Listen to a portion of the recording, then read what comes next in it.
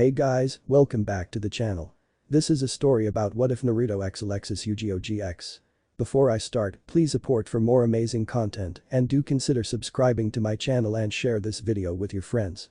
This is written by Jormander 2012, link in description and support writer.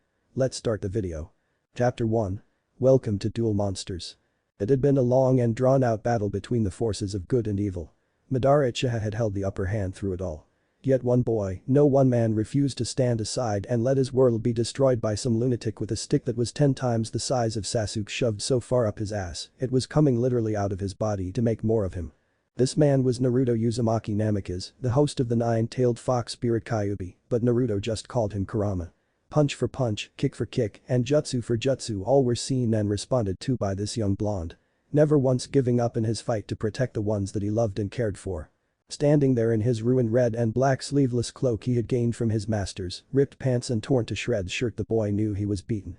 Alas, here he stood standing against all odds, friends and family littered around him, breathing no more as he tried with all his might to find a way to make their sacrifice not be in vain. It's the only way, thought Naruto as he scanned the destruction that had befallen this once beautiful land. I cannot believe it as all came down to my last resort. How did everything fall so far?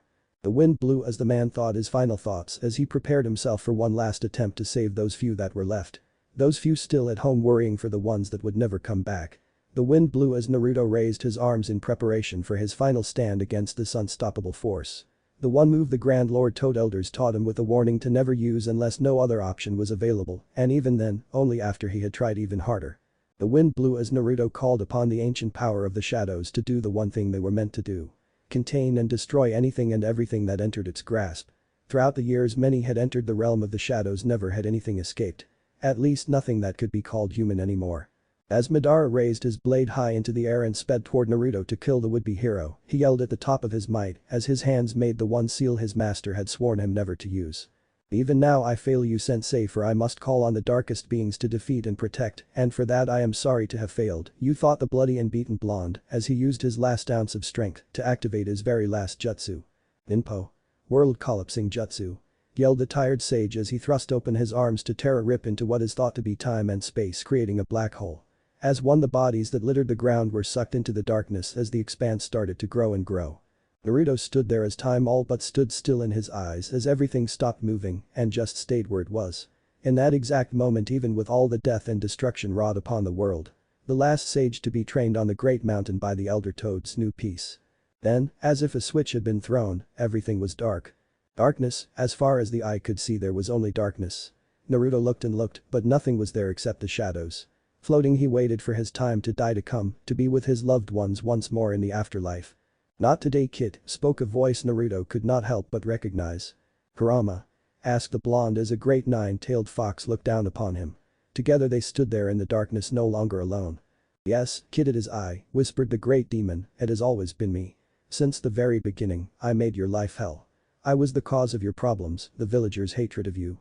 I was the cause of your poor training at the academy and the reason you had such problems later on when you finally got the training you deserved. I was the cause of all of your loneliness and sadness. How am I repaid for the pain I have caused you? You befriend me and try and be as polite and friendly to me even when it was unneeded. Even when you had all my power and all my cooperation by force, you still took the time to try and befriend me when even I treated you like scum beneath my claw. It has always been me. Hey Fuzzbit, will you quit pulling a Sasuke and stop being so depressing all the time? We won, yeah, we're dead, but we still won, laughed the blonde, even though as he said it, he wanted nothing more than to curl up and cry, knowing that he had failed those precious to him. Even now when I know your heart, Naruto, you still try and make me see the light at the end of the tunnel, whispered the fox with a sad smirk and a shake of his head. You have done this world a service no one else can claim. For ages they will talk about the great Naruto Uzumaki Namikaze and cherish you as the savior of this world. What can I say, I'm just that amazing, laughed the blonde as a single tear started down his face. No, Naruto, this world will not know just how truly amazing of a man you really are, stated the fox to the blonde's confusion. They will cherish your name as I have said, yet in time it will be forgotten as all great things are. Someone one day will speak your name and no one will ever know who the person is talking about. Alas, that is your fate here. Naruto could do nothing but just stand there in the darkness with his last friend as tears streamed down his face. Then with a chuckle the sage looked up and met the wise old fox's stare. So what, at least they'll be alive, stated the man to the surprise of the great demon. If I had become a ninja to be praised throughout the ages or to become some god in people's eyes, they'd have never gotten as far as I have. I did this because it was my duty, not as a shinobi but as a human. I alone had the power to do something about that team and I couldn't just stand by and let it happen. So what if I die? So what if I'm forgotten? In the end it's better to have people there to have them forget you than to have no one remember that you did nothing when you could have. I wouldn't have been able to live with myself if I hadn't done this, so I guess what I'm saying is I'm ready to die. The real question though was Madara. Exclaimed the ninja as he chuckled at the end. Kurama just stood there for a long moment staring at his friend. One who had just shocked a 1,000-year-old beast that had thought he had seen everything the human race had to offer. Yet there before him stood something he had never seen before. Sure, he had seen humans die for one another and gladly do so, yet somehow this was different. Somehow this boy of barely 18 had defied the odds and did the impossible. He had earned the full respect of the nine-tailed fox Kurama, something that hadn't happened since the sage of the six paths split him from the 10 tails. "No!" yelled the great beast in Naruto's fright. "I will not let this be the end, you stubborn son of a bitch. Who was it that painted the Hokage monument in broad daylight and lived to tell the tale?" "Well, me of course, but I mean come on, that's not really all that hard," started the blonde before the beast overrode him. "Who was it that beat a Chunin before he was even a genin when all thought it to be impossible?" bellowed the fox. "Well, me, but that was just dumb luck," tried the blonde to the anger of the fox. "Who trained day in and day out just to be looked down upon and belittled by everyone, yet still managed to be the so-called prodigy of the Hyuga clan. Then went on not even 2 hours later to fight and defeat the One-Tails," yelled the fox. "I did, but you know as well as I did that you helped," yelled back the blonde, now getting curious as to where this was truly going. "Who defended the village hidden in the leaves when even their best could not do so? Who beat Pain and his 6 paths as well as change him to be such a better person that he revived everyone he had killed, all because someone talked to him and helped him find a better way?" The great fox all but ordered Naruto to answer. "Kami, I did, but again I had help. Had the toads not trained me and had I not used your chakra, I probably would have been too tired to honestly beat him in the end," yelled the blonde, now thoroughly pissed off that the fox refused to see it from his point of view. "Lastly, who is now being a stuck-up stubborn little shit who can't take a compliment when a wise and powerful 9-tailed demon is trying to bestow one on him?" shouted the beast in anger, finally losing the last bit of calmness that he possessed. "Why don't have 9 tails?" laughed the human in spite of everything. "Silence. Are you trying to make me kill you? Kami, I swear to all that is holy I will kill you if you don't shut the hell up and listen, you overgrown naked rat," the Kyuubi yelled as he let go of all his pent-up rage. For 10 full minutes, or at least it felt that way to Naruto as he really couldn't tell how much time had passed, the fox stood there breathing heavy. Wait, if he's immortal and supposed to be this all-powerful being, why does he need to breath? Thought the man as he had forgotten the link between their minds. "I am doing so to show you how annoyed I am, Kami, damn it," stated the fox as he calmed down while staring down a now sheepish Naruto. For the most part all Naruto could do was chuckle and rub the back of his head for his, for lack of a better term, brain fart. "Anyway, before I was so rudely interrupted," continued the fox as Naruto had the decency to blush and be embarrassed. "I refuse to let this be the end, not for the great Kyuubi of the 9 tails, or his kid." "Really fuzz, but the great Kyuubi of the 9 tails, and all I get is kid." The blonde chuckled as he thought about it. "Well, you wouldn't be you otherwise, I guess." "So true, you're Naruto," laughed the fox, "back to business though. I refuse to allow it. We have been through too much shit to let this be the end. So I have one question for you." "No, I am not scratching your belly again, the last time you seemed to take way too much pleasure in it," stated the blonde matter-of-factly. "Anyway, my question is, what would you say if I told you I could give us both another shot?" asked the fox, ignoring the comment the blonde made. Really one twitch of the foot and instantly it had to mean something sexual or some shit. "What the hell are you talking about, fox? We are in the realm of shadows, you know shit goes in nothing comes out, that realm of shadows," stated the blonde like he was stating the sky was blue. "Really, and how do you know that?" asked the fox with a grin. "Because nothing's ever came back, duh, did you hit your head or something?" asked the confused blonde. "You are correct, we can't go back to where we came from," stated the fox sagely. "No one ever said though that you can't move forward." But that the blonde finally knew what it felt like to be Guy when Kakashi threw him for a loop. "Okay, you have my curiosity now, spill, what in the 9 hells are you talking about?" stated the blonde, confused as Sakura in a big bust bra store. "It is quite simple really," stated the fox as if he were a teacher speaking to a student. "The space-time continuum works like this. If the polar flux of blah blah particle acceleration of the mass divided by the blah breaks through the 9th wall while milking a cow, you would thus do what I'm proposing we do." Silence. "Now let's try that again and dumb it down to the 90th degree, okay?" asked the blonde as he stared at the fox like he had grown several heads and not just one. But the fox did just that, basically in a nutshell, if I flood you with all of my chakra and you focus it into a direction like a propeller, you could rocket yourself into a new time frame. But I will say this, I will revert to my most basic of all forms, and I don't even remember what that was, to be honest. I haven't seen nor used that form since I was born, so I couldn't tell you what it would do to you. To be honest, I'm not even sure this will work, but if it does, I'd venture to guess that your body will revert, even if just a little, because of the chakra in your system, it would be greatly decreased. So if my math is correct, you would probably revert back about 3 years of time. Hold up a minute, how good is your math? Asked a blonde as he began to like this plan. I have a degree in mathematics at the Sunagakura College of Mathematics. Stated the fox in complete certainty. Really? Asked the naive little man. No, of course fucking not. Wow, are you dumb? If this works, pick up a book, why don't ya? Stated the fox as he started to store energy up to transfer to his friend. Okay, so if we do this, when, where and how will we do it? Asked the man as the fox just gave one of his foxy grins. Right now, right here, and like I told you, out and blow up. Laughed the fox as he transferred every last ounce of energy he had to the blonde as he was forced back into the seal on his friend's abdomen, laughing all the way as he did so. Naruto felt the surge of power enter him and couldn't help but be overwhelmed. While he had felt the Kyuubi merge his power with him before, this was all new to him and so unexpected he felt like he was going to burst.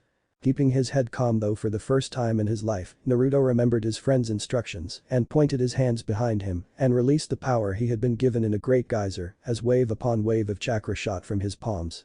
Faster and faster he went, not knowing which way was up, which way was down, or if he was truly moving at all. Just as Naruto thought that the plan had failed though. Whack. Homie, damn it. Yelled the blonde as he held his head after connecting with something hard. Did watch where the hell you're going, you could have broken your damn neck. Get the fuck out of here, you're not supposed to even be here, this is private property of the Pegasus digging crew. Get out before I call the police. Yelled a voice as Naruto opened his eyes to then immediately close them once more as glorious light rained down onto his poor light-deprived eyes. Slowly this time Naruto opened his eyes to see he was no longer in the middle of a war zone or a dark expanse in the recesses of wherever the hell he was, but in a desert not too much unlike Suna. Miles and miles of desolated sandy land lay before him as people in strange clothing, and for lack of a better term, doodads were walking around. Didn't you hear me, kid? Get the fuck out of, holy shit, what in the blue hell happened to you? Exclaimed a man. Naruto guessed the same man that had yelled at him before. Doctors. Doctors. Come quick, this lad needs help. Yelled the man as he kneeled down beside the blonde, trying his best to stop the bleeding where he could. Not understanding what was going on, Naruto looked to where the man's hands were to see that all over his body were still the wounds inflicted in the battle against Madara, 5 feet of his body. The fuck? What happened to my body? Yelled Naruto as the man before him wondered the same thing for completely different reasons. Quickly 3 men in white came to the group of people now surrounding the mysterious boy as everyone wanted to see what the commotion was about. "Hurrah!" shouted one of the obvious medic ninja as they came upon Naruto. "You two get that boy on the stretcher, I'll start work on patching him up. Kid, you're in for one hell of a painful ride, we're about a mile from the nearest hospital." As one the medic ninja started to load Naruto onto a stretcher as the one that had spoken to him started to pull out bandages and other medic stuff from his backpack. "Med pouch would have been easier to carry," stated Naruto, who, though he felt a little dizzy, felt for the most part fine. There was barely any pain anyway, so really he didn't see the point, but he had learned long ago medic ninja could get scary if you didn't let them do their job. "Med pouch? You mean what the old-timers used back in the old wars? Kid, what are you on?" questioned the doctor as they hurried to some type of weird ugly summons. "The fuck kind of summons is this? Toads are so much easier to get to where you're going," stated the blonde, ignoring the doctor's questions and curious looks. "Uakayi, so we definitely need a drug test when we get there," stated the headnin as they got into the ugly beast. Naruto felt bad for it as he saw the ninjas insert weird metal kunai into it to make it move. "Okay kid, I don't know what you're on, but a little morphine can't hurt you, so just relax." But that the medic ninja inserted a needle into Naruto's arm and injected him with the painkiller. Then all Naruto knew was darkness once more. Mindscape. "Kyuubi, where are you, you damn fox? I think something fucked up," yelled the blonde as he traversed through the sewer that was his mind. "Over here kid, don't you dare fucking laugh," stated the fox in anger. There before him was the great 9-tailed beast, the most deadly of the 9 Biju. Able to destroy villages and cause utter chaos, and he was the size of a rabbit. "Ha ha ha ha ha ha ha, oh kami fuck yes. There is a god in this world and she is fucking amazing," shouted the hysterical blonde as he looked upon the deadpan look of the Kyuubi as somewhere in the heavens a being looked down and grinned. "Shut up, you naked overgrown rat. I told you this would happen, so stop laughing, kami, damn it," shouted the chibi fox in his most demanding and powerful voice. He possessed it came out like a kitten's meow. Thus starting Naruto's reaction all over again. "Kid, seriously, shut up, we have a problem," yelled the fox. This quieted the man turned boy down quickly. "You're telling me, where the hell are we, Kurama?" asked the blonde. "We're not in Konoha anymore, midget, I can tell you that. I've sent out what little chakra I have been able to pull out of the atmosphere through you, that's why you felt so dizzy. From what I can tell, other than maybe a genin here or there, I can't feel a single ninja around this place for miles upon miles," stated the fox to the shock of his companion. "What the hell does that mean? With then who the hell is taking care of my body if not medic ninja?" asked a boy now fearful for his well-being. "Calm yourself, kid, I analyzed the drug they injected you with. It is little more than a pain medicine to stop you from feeling your wounds. It is perfectly harmless and will be out of your body in a few hours. Honestly, it's a godsend right now because it is keeping your body still, so I can focus on pulling nature chakra into your body while we speak," explained the fox, glad that something was going right at the moment. "Okay, so there is that, but that don't tell us much other than they don't want to hurt us right now, but what about later? Who are these people and where are we?" inquired the blonde as the fox stopped and concentrated for a moment. Once he opened his eyes he explained, "From what I can gather while using your ears to listen to the outside world, we're in a place called Egypt. Wherever the bloody hell that is. You have a mild concussion probably from hitting your head when you came through the timeline. You also seem to have a few broken bones, but I'm already working on that, but it is going to be slow for now." "Okay, so how long do we have to lay this drug wears off and be you're done healing me?" asked the sage, wondering if he could make a break for it when he came to. "Not soon enough for what you're planning, I'm afraid," stated the fox as he kept listening in. "Oh, and congratulations, they found no other drugs in your system, so they just think you are crazy." "Great, just great, any other good news?" asked the boy now thoroughly pissed that he made the choice. "Maybe," stated the fox as he started to feel everything around them once more as he listened in. "Okay, so good news bad news time. I feel someone with cage level chakra out there and saying he wants to talk to you alone when you wake up, which apparently will be soon by what they are saying." "The bad news?" questioned the blonde as he started to think that his luck had come through for him. "I think, and this is me guessing here, but I think it is a cross-dressing pedophile the likes of Orochimaru would be jealous of," the fox stated in all seriousness. "What? I don't want to be raped by," started the blonde before he was forced out of his mind and back into his body as the drug wore off.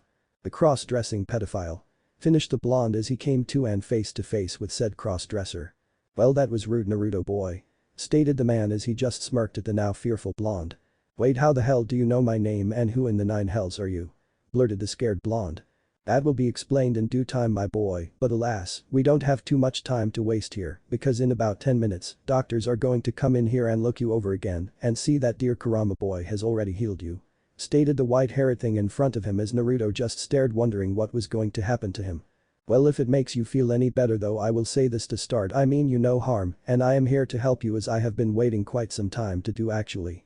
To be honest, I expected you a couple years ago, sadly my tournament is long over with now, so there isn't any hope of getting you into it now, but alas, the world works in mysterious ways," the man sort of explained as Naruto's confusion just grew deeper and deeper.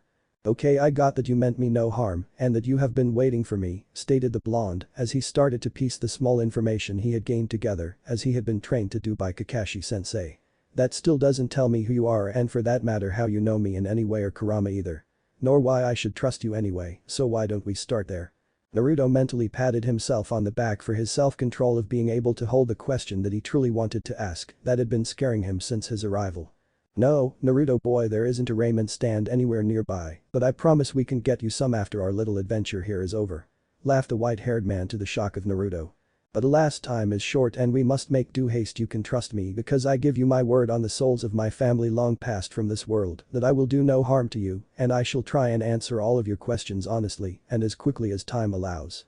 I know of you and Kurama because I was once and to a small degree still am connected to the realm of shadows or as we call it the shadow realm, but that's not important right now. What is important is that we get you and your tenant away from here as quickly as humanly possible so that no harm can come to not only you two but myself included," stated the man. "What do you mean?" inquired the blonde right at the moment that an alarm started ringing throughout the hospital. "Oh dear, it seems we spent a bit more time chatting than I had initially thought we would.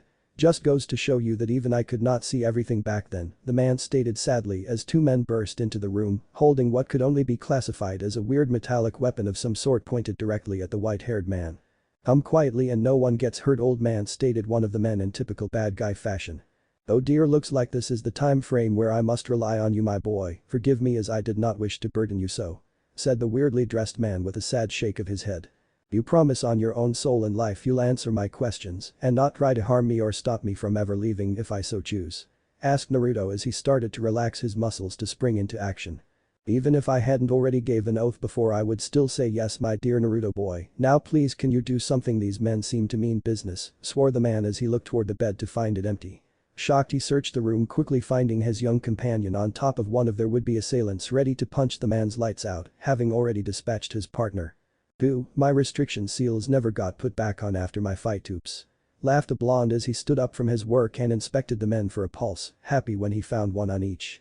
"What do you want to do with them? I never did catch your name." With a chuckle and a shake of his head, the man stood. "Leave them here, my men outside will take care of them and find out what they were after and who hired them. Oh, and sorry for my lack of manners, I am the creator of Duel Monsters and CEO of Industrial Illusions, my name is Maximilian Pegasus." But that both of the awake occupants of the room left the hired men on the floor and walked out into the light of day together. End. Chapter 2. The Life I Have Lived. As Naruto and Pegasus walked out of the hospital together, they stayed silent. One so that he could process the things that had been spoken to him, the other because he was thinking about the funny bunny episodes he had missed while in Egypt. They walked directly out to a bigger summons than the one Naruto had ridden on to the hospital. This one was all black with windows on the side and what looked like weird doors attached to its stomach. Confused, Naruto started the questions with the simplest one he could think of for now. "What kind of summons is this? Why not just use a toad or even a snake? How is it covered in armor?" asked the curious blonde as Pegasus just chuckled. My Naruto boy, this is called a limo, not a summons. I'm afraid the world is a lot different than you remember it from your time in what was called the Elemental Nations.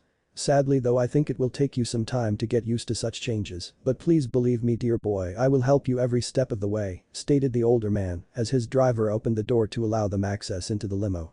"Okay, so if this isn't a summons, what exactly is it?"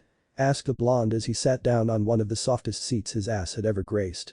"This is even softer than the Hokage's seat." "Well, where your time period had what they call jutsu and chakra, in this time period we have technology as our main source of power and skills," explained the white-haired man as he too got comfortable in the seat. "This is called a vehicle, well a bit more than that as most people can't afford a limo, but as the CEO of Industrial Illusions, it is one of the perks I enjoy." "So what can vehicles do?" asked the blonde, making the older man laugh heartily at his mispronunciation. "Vehicle, Naruto boy," stated Pegasus as he slowly sounded out the word for the young blonde, "they don't really do much, I am afraid. At least not compared to your summons from your time, mainly they are here to move us around faster, as most people nowadays are not nearly as fast or accurate enough to jump through trees or run like you ninja used to do." "Okay, that makes a little sense I suppose, but are you trying to tell me that you don't have ninja at all in this time? Who defends you from the other villages?" asked the boy as he played with the window between the front and back of the limo. Well, you had jutsu and kunai in your day, we have guns and other such weapons in this time.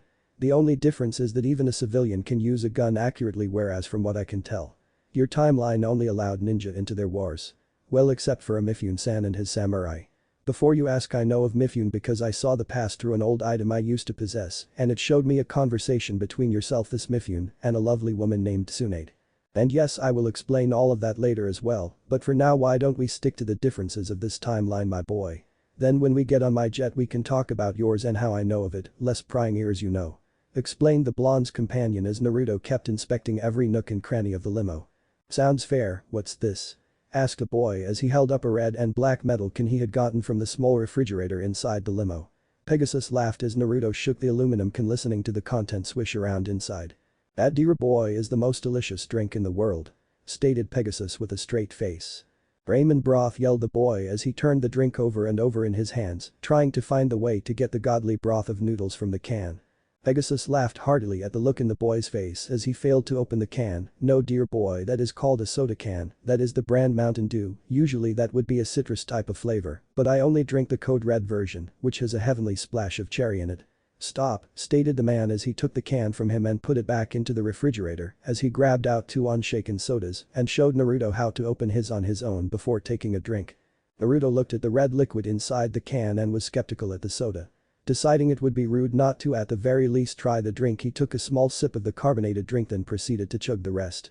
Naruto boy, slow down or you're going to, started Pegasus before the blonde cut him off with an almighty belch, making Naruto blush and Pegasus laugh at the boy's embarrassment, which in turn made him turn even more red in the face. I did try and warn you, dear boy, soda has what we call carbonation in it, which is basically a burp factory waiting to happen if too much is taken in too quickly. Naruto couldn't help but chuckle at this grown man's words. This guy is weird but funny. Yes, Kitty is, but I have the feeling that there is a lot to this man we don't know yet. Thought the Kyuubi as he watched in silence the interaction of these two humans. So we shouldn't trust him? Thought the blonde as he started to get defensive in case his partner grew worried about the man in front of him. I didn't say that, I just mean I feel like there is a lot that he still needs to tell us, replied the fox as Naruto began to relax again. That is true, Kyuubi boy, but all in good time a new voice appeared from nowhere and Naruto's eyes widened as he realized who had spoken. How did you do that? Exclaimed the boy as Pegasus smiled towards him. Easy, like I said, I once was majorly connected to the Shadow Realm and even now I retain some of my powers I once wielded. Explained the man as the limo pulled slowly to a stop. Oh dear, time seems to be flying by today, it looks like we are already here. Shall we continue our conversation on my jet? What is a jet? Asked the ever-curious blonde as the door opened up to reveal a giant white vehicle with weird but large fins on its sides. Well, to make it simple, a jet is a vehicle, but instead of riding on the road it flies. I hope you don't get motion sick, laughed the man as Naruto's eyes lit up. We're gonna fly? Exclaimed the excited blonde, begging the older man to confirm his statement. As Pegasus nodded with a smile, Naruto couldn't help but jump for joy. I always wanted to fly, but Kakashi-sensei said it wasn't possible with my wind manipulation. How did you all figure it out without being able to use jutsu? Before Pegasus could answer, he paused and started to chuckle. You know, Naruto boy, I never realized until this exact moment that I don't really know how a plane flies. I have grown up around planes and the idea that they could fly for so long that I never thought about the how. Naruto couldn't help but just stare at the man until he chuckled alongside the white-haired man beside him. Mr. Pegasus child, if you could step onto the plane, we are about to depart soon.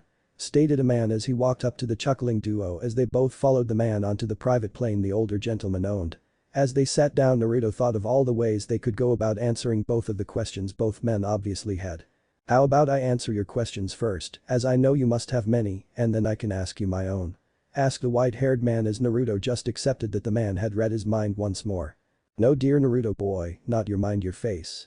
Well, I have already seen some of this conversation long ago through my old powers. I did not see everything, and I cannot continuously read your mind or talk to you like I did, but I can read your face like a good strip of funny bunny cartoons. Pegasus laughed as he remembered his favorite show. Well, how about we start with what happened to the ninja? In my time, well, we didn't have millions of ninja in the elemental nations, we had enough to fill multiple villages, so I find it hard to believe that they are all just gone from the world. That in Kyuubi told me he felt that some people had the ability to use chakra around us when I first arrived. Stated the blonde as he got comfortable in one of the plush chairs around the large room. Well, I don't know the exact details or anything, but I did look into what happened to the elemental nations when I started having my visions. Not much is known and quite frankly it was thousands of years ago, so the written history is written here and there sparingly. From what I have gathered, there was once a land large and wide called the Elemental Nations. Most people think the land was destroyed, but what really happened was a little thing called Pangaea. This is the idea that all the land was together at one point but over time split off and moved in the water. Egypt was actually where your son Agakura used to be and where your last battle, I believe, took place. Explained the man as Naruto nodded here and there to the history lesson he was receiving. More or less you're correct, it wasn't in Suna that the last fight took place, but it was close to it. Stated the blonde as he thought about the last battle and was saddened by the loss of life that had taken place during the war. Yes, about 30 miles or so away, in fact the exact same amount of distance we were from Egypt in fact. You came through time, but you ended up at the exact same place, but that is unimportant. What is important is the battle itself. Legend says that a warrior whose name was lost to the eons of history fought a great evil there in the sands with all the warriors of all the wandering tribes. Yet even together they were all no match for the powers this man possessed, so all but the legendary warrior sage was killed that day. Yet though his powers were great, the sage still could not defeat the evil. So in a last-ditch effort to slay the man, the sage thrust open a portal to the Shadow Realm and sealed the man himself and the bodies of his fallen comrades inside the shadows forever. Continued the man as Naruto looked at the floor. So far so good, but I didn't know that everyone had been absorbed into the shadows, just the ones around me. I hope their families could forgive me for them not being able to bury their loved ones. Stated a crying Naruto as he thought of his friends and loved ones. I am truly sorry my boy, for that is one question I do not have the answer for. I am sure though there will be many who did, as I'm also sure there will more than likely ones who didn't, but in the end isn't it better that way, since they were at least alive to do so of their own free will. That was all because of you, Naruto, you and your sacrifice. Their friends and family were mostly gone or already dead as it were, but you, my boy, were alive and could have just given up and lived under this tyrant. Instead you stood your ground, sacrificed your life, and won the day, and that is something to be proud of. The white-haired man said, trying to comfort the saddened blonde. With a small smile, Naruto looked up and nodded to the man, feeling up to continuing the story. Well, there the story gets a little muddled in time, but luckily for you, Naruto boy, my old eye was able to see the truth. See what happened? I did understand it, though I did not, for I don't think that there is one single person alive that could explain what happened. Pegasus continued as he grew a curious face, remembering the vision he had been given through his old Millennium item. When you were thrown into the portal you had created, it stayed open for a few moments longer, but before it could close, something amazing and beautiful happened.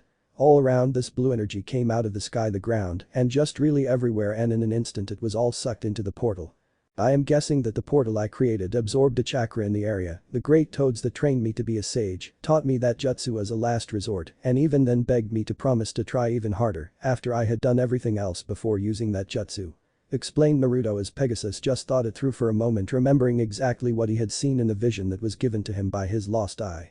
Naruto boy, I don't really know how to put this, but I don't think that is all that your jutsu did. Stated the man as he thought long and hard about the theory. From everything I read about that time period, the age of the ninjas ended that very day. It was said that the power of that time disappeared from the majority of the people still alive who had the ability to utilize these powers. I think that your jutsu didn't just suck all the chakra from those around you, I think it sucked it out of the world itself, my boy. What? Yelled Naruto as he was shocked by Pegasus's revelation. The toads never told me that would happen. What did they say about the jutsu? Asked the man politely as Naruto thought back to his conversation with his master. Flashback. Naruto, you're going to be facing the worst the Akatsuki have to offer, and you and I both know that there is still one member unaccounted for, the one named Toby. Stated the elder toad as he looked towards a younger Naruto. With this in mind, the grand elder toad has allowed me disposition to teach you a technique that even little Jiraiya was not allowed to even know about. Be warned though, this move is so deadly and powerful that it should only be used in one instance. The only time that you are ever to use this technique is if all else has failed and yet you have still stood and tried some more. Then only if every single hope and dream of winning has failed are you allowed to use this ultimate technique, for if you use it, this jutsu will change the world forever and will never be able to be returned to the one we know now. Do you understand, Naruto-chan? I understand, Lord Elder, I promise to abide by your wishes, swore the younger Naruto in complete seriousness, understanding just how serious his master was being at this moment. With that, the toad and his apprentice started what would be the hardest training the boy had ever done in his whole life. Flashback end. And that's how it happened. I wish Lord Fugasaku would have told me that this would have happened. I never would have used that jutsu had I known just how much it would affect life. Explained Naruto as Pegasus thought it over in his head. I believe this is why this Lord Fugasaku didn't tell you, Naruto boy. Had he told you, you would never have done what needed to be done, and the world as I know it would never have come to be possibly. Well, yes, the world could use the abilities that being a ninja comes with. We have learned, created, and developed so many amazing things since then that I believe even though your master didn't want it to come to that, he knew the world just might be a better place without the ability to use jutsu, stated the white-haired man as his companion looked on in thought before nodding his consent. Yeah, you're probably right there, Pegasus-san, agreed the blonde as Pegasus just laughed. Please, I would like to think that after all of this that you and I could be called friends, Naruto boy. Please just call me Pegasus, the older gentleman asked in a friendly tone with a smile, one that was returned by the ninja as he nodded. So if that is what happened to the elemental nations, what happened afterwards? The world is so different than I remember it, it seems like I walked into a whole new universe, Naruto asked as Pegasus thought about the best way to explain all the changes since then. An hour later. Wait a fucking second, you're trying to tell me that because a man healed a blind person with his hands and walked on water, he was proclaimed a god and is revered as the savior of all mankind even today, years after his passing? Questioned the blonde, completely lost on how anyone would believe such things. Healing the blind Naruto was sure was hard, but his Bachan had done some really amazing things in her day. You must think, Naruto boy. This was long past the time of the ninjas and their jutsu. No one had ever done these types of things before in the minds of the people back then. Even now Christianity is a very large part of culture throughout the world. Pegasus explained to the blonde as a look of understanding came across his face. It seems to me that maybe not all of the ninja are dead. I mean if you think about it, everyone today still has chakra in them, it just seems to be civilian levels for most, theorized the blonde to Pegasus. Then there are people like you who have around high chunin, maybe mid-jonin level reserves.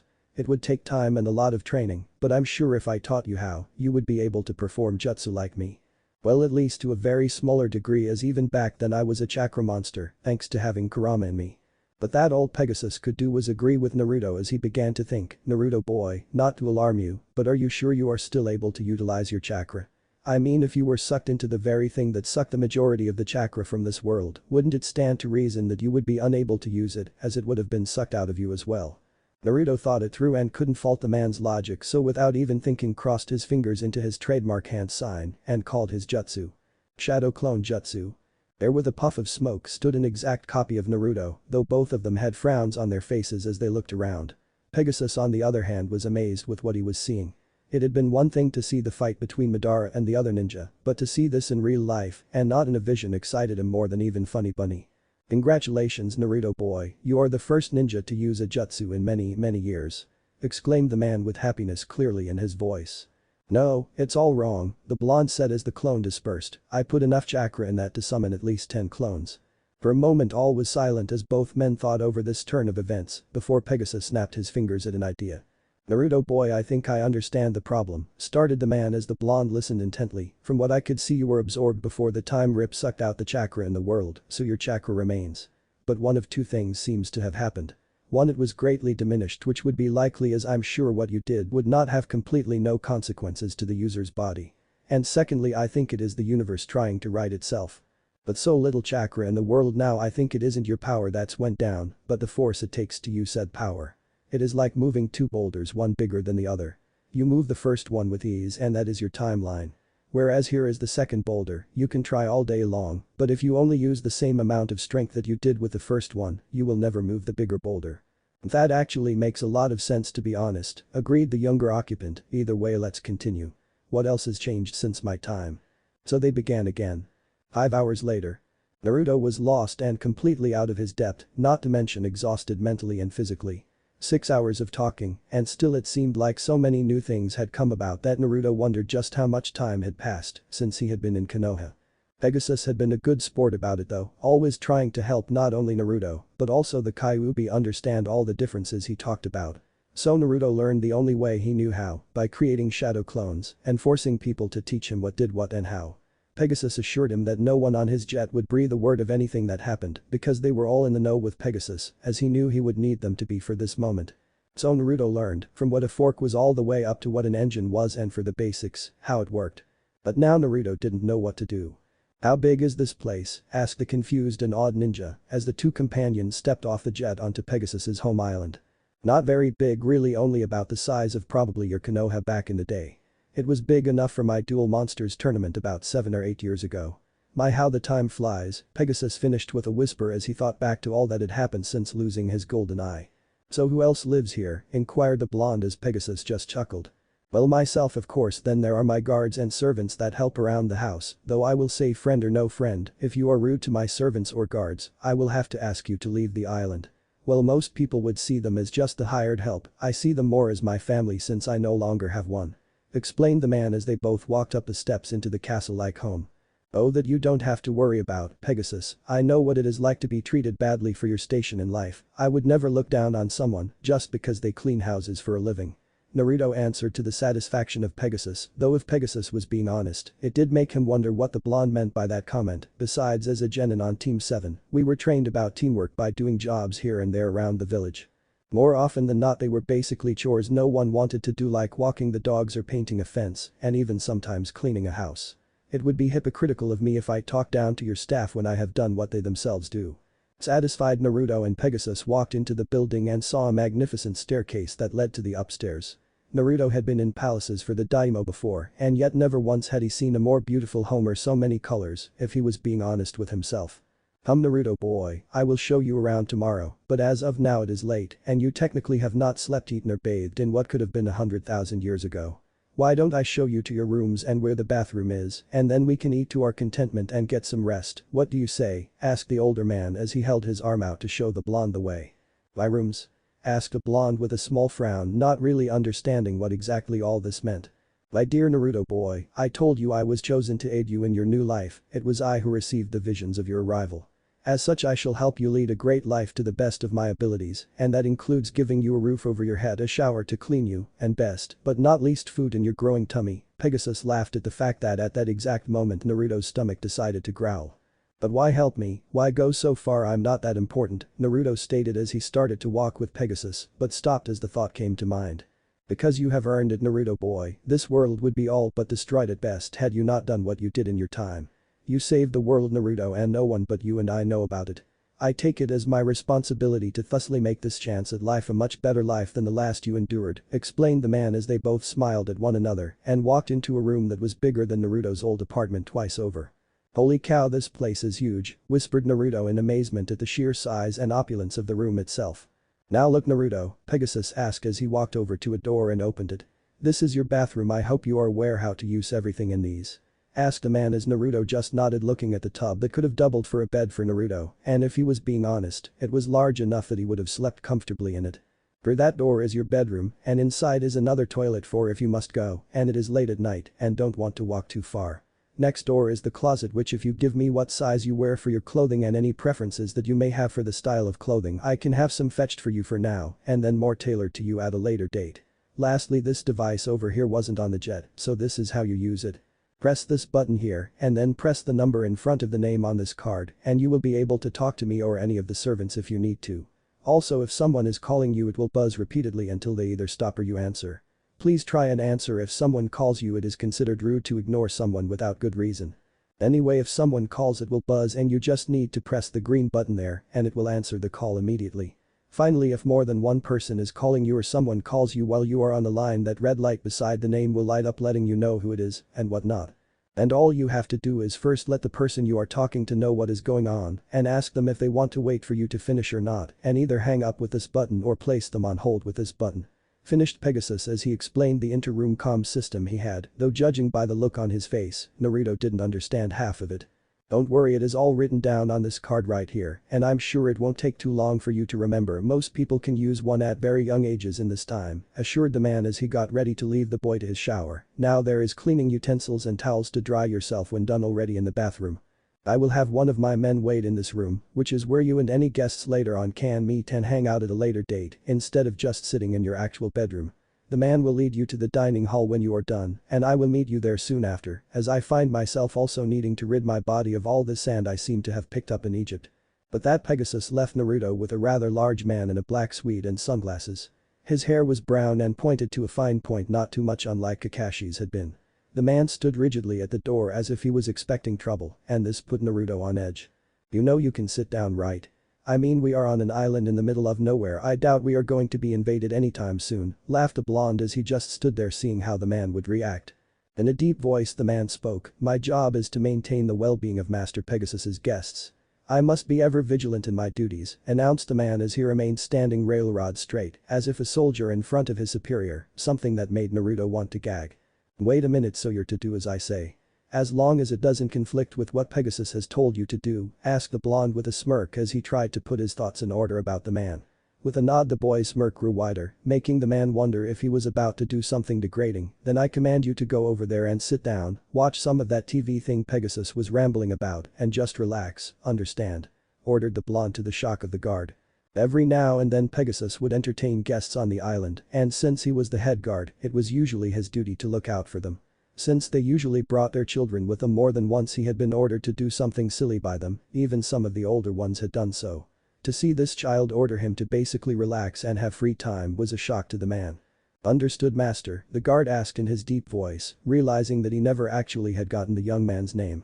Naruto, just Naruto, stated the boy in a type of way that meant pain for anyone who didn't listen. I don't own you, hell you don't even technically work for me, Mr. Pegasus is your employer, not myself. So you are more than welcome to call me just Naruto. Yes, Master Naruto, the guard said with a hidden smirk while the blonde got irritated. Okay, wise ass for that I order you to stand there like a woman, leg out and all. Commanded Naruto, forgetting his earlier words. With a full-blown grin the guard spoke with glee, I don't work for you, remember, Master Naruto. You said so yourself, Master Naruto. Enjoy your shower, Master Naruto. Jaw on the floor, unable to believe what the guard had just done. Naruto just stood there like a fish out of water as the guard sat down and pulled a book out of the inside of the suit he wore and begun to read. Did he just yelled Naruto as he just stared at the guard. Ha ha ha ha ha ha, the prankster just got pranked. Okami, that's better than the time that perv got caught at the hot springs.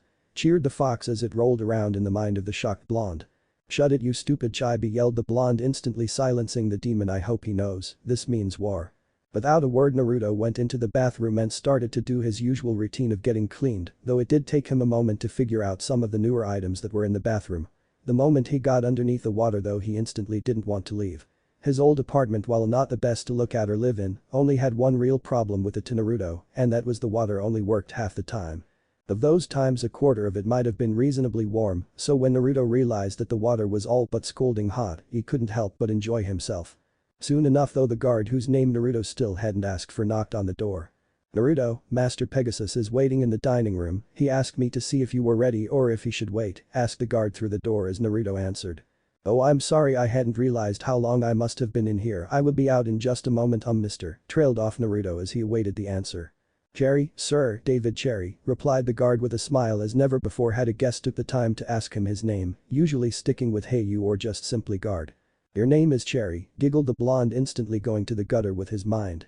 Yes, Master Naruto, replied the guard with an evil grin as he walked off to inform his employer to hold on for just a moment.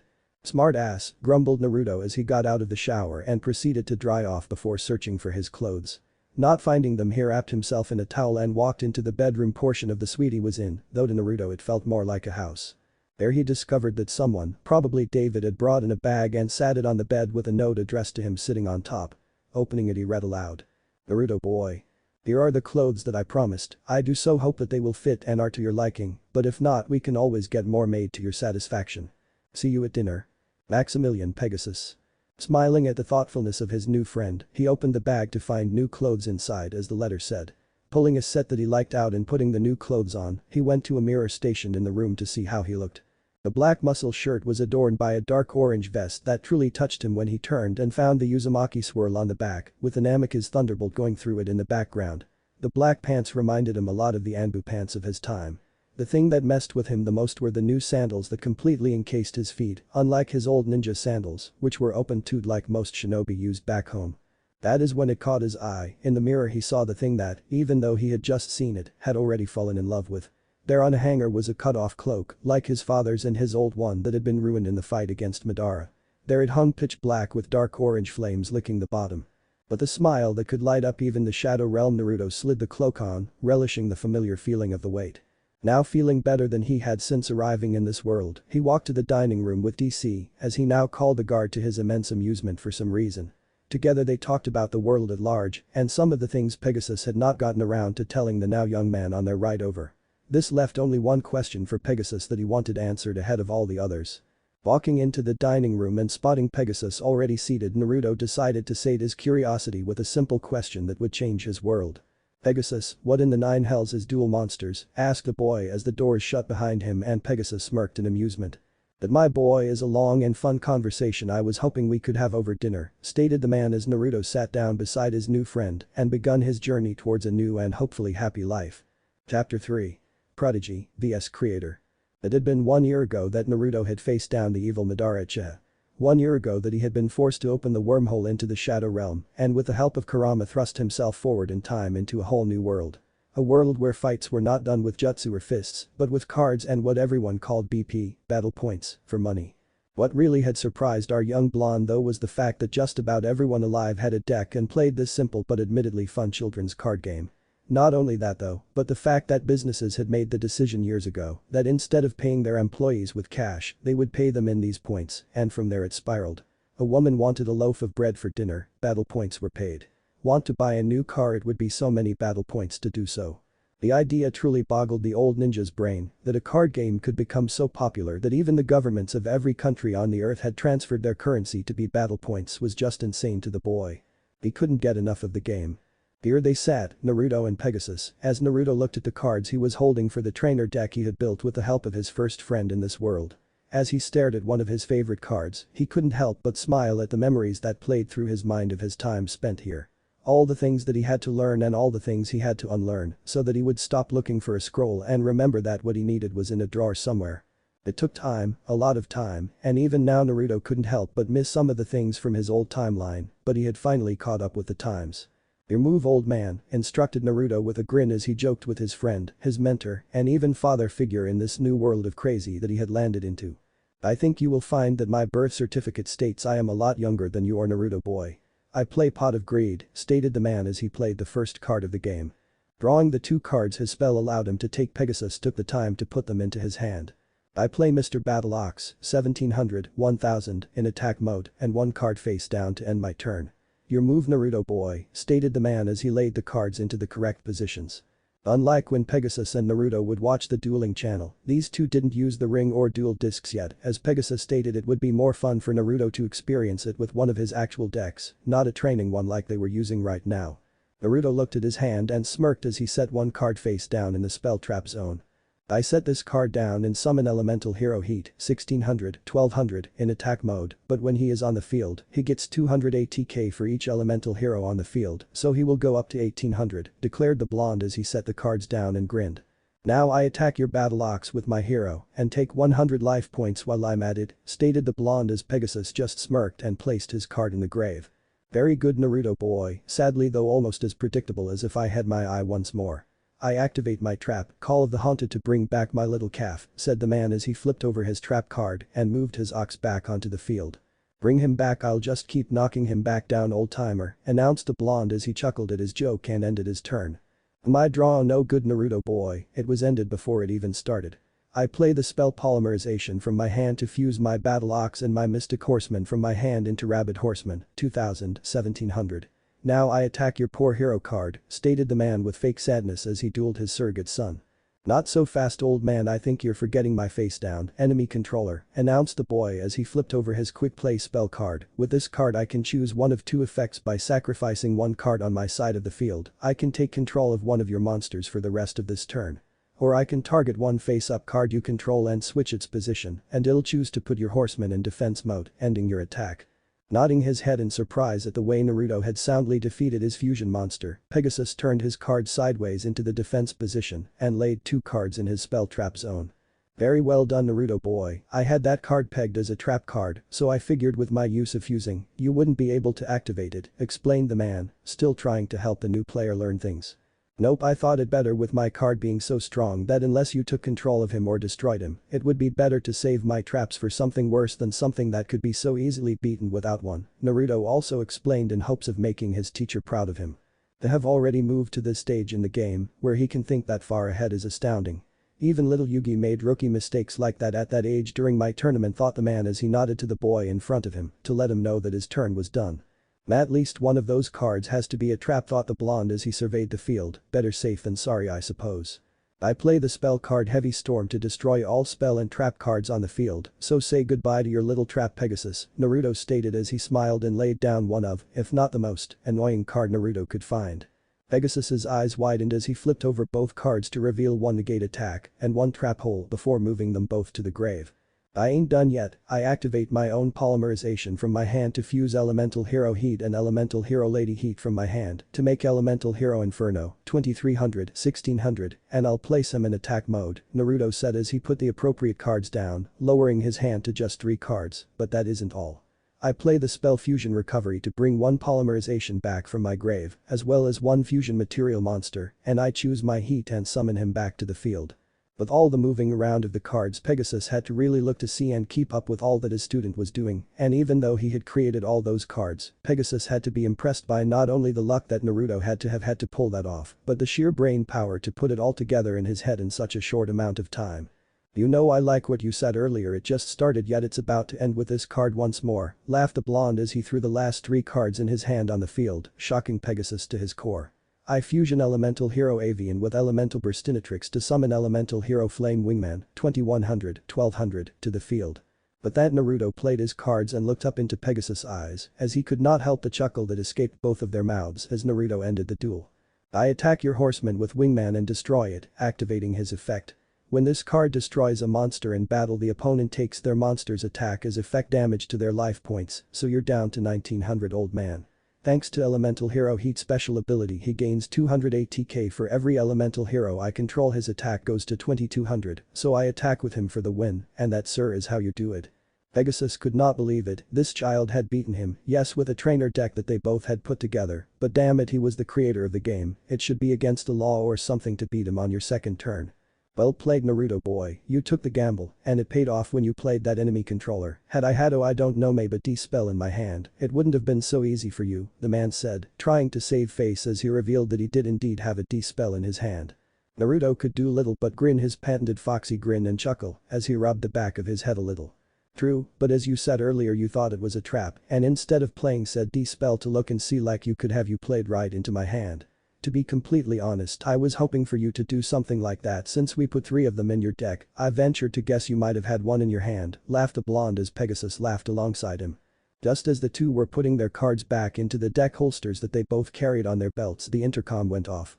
Getting up, Pegasus walked over and after pressing the correct button spoke into the speaker. "Yes?" asked the man as he wondered what was needed of him at this moment. "Sorry to disturb you Master Pegasus, but there is a Seto Kaiba here to see you, he said it is a matter of importance." The voice of the gatekeeper came through as Naruto smirked. Ever since he had heard the story of the tournament at their home, and then even more after the story of the Battle City tournament, Naruto had been eager to meet the finalists that had been in both tournaments. Yes, send him to this room please, I already suspect what he might be here for," stated the white-haired man as he clicked off the speaker and walked over to his deck that sat in front of the large windows of the room. Moments later Seto Kaiba, wielder of the deadly blue eyes white dragon, walked into the room with a huff. "Pegasus, what drugs are you on that made you believe it was a good idea to tell me that you have created over 100 new cards to make 3 decks for some nobody, or that the cards would not be mass-produced?" The man all but roared as he stomped up to the desk like a child without his toy. Instantly thinking he could have lived without meeting this man, Naruto scowled. Pegasus however kept calm and actually smiled at the man as he stapled his fingers together and rested his chin on top of them. "Well Kaiba boy, exactly as you said is how exactly it is," stated the man as if discussing the weather outside. "Naruto boy, over there is not a nobody, he is my friend, my guest, and like a son to me. Not to mention he is already quite talented at the game already, had you come even 10 minutes earlier, you would have seen him defeat myself in only 2 turns with a practice deck we made not even 30 minutes ago. While I'll admit there was a fair bit of luck going on at the moment, I have to admit that his strategy was sound, and that even had I not been going as easy on him as I had been, which mind you I all but stopped doing after the 3rd time he beat me with decks like these, he almost undoubtedly would have still won. Something I remember you failed to do so many years ago when you were older than his age mind you." Naruto couldn't help but laugh at the dressing down Pegasus had just given the egotistical man in front of them. This however put Kaiba's sights on Naruto as he walked up to the boy and looked him all around. "This kid beat you?" asked the man now looking curious as he studied the boy who was now feeling just a bit uncomfortable with all the attention he was gaining today. "Either he got very lucky, you're slipping in your old age, or I might have an idea. As I hope for the sake of our partnership between our 2 companies, it's not the second reason I'm willing to bet on the first or last. While luck did play some in this game, as it does in every duel, this was more than that," Pegasus stated as he got up and took the cards from his deck and handed them to Kaiba. "This deck was all but made by Naruto, I put very little input into the making of it, yet had I not been foolish and overconfident, I could have at least tried to make a comeback. But the deck Naruto boy made far outshined my own, who I might add was made entirely by himself. His deck worked like he had put it together and had been playing it for years with the speed that he made his first turn. I was sure that he had made mistakes or not thought things out properly, yet there I stood defeated the very next round." At this Kaiba held out his hand to Naruto and with a nod from Pegasus, he undid his deck case and handed the new cards over to the billionaire to inspect. As he looked through both decks, you could see the curiosity growing in the avid Duel Monsters player. "Okay, here is how this is going to go down. I'll accept your proposal for the new release of the 200 new cards you promised, and will allow the cards Naruto has to be made legal in all stations," began the man to Naruto's excitement.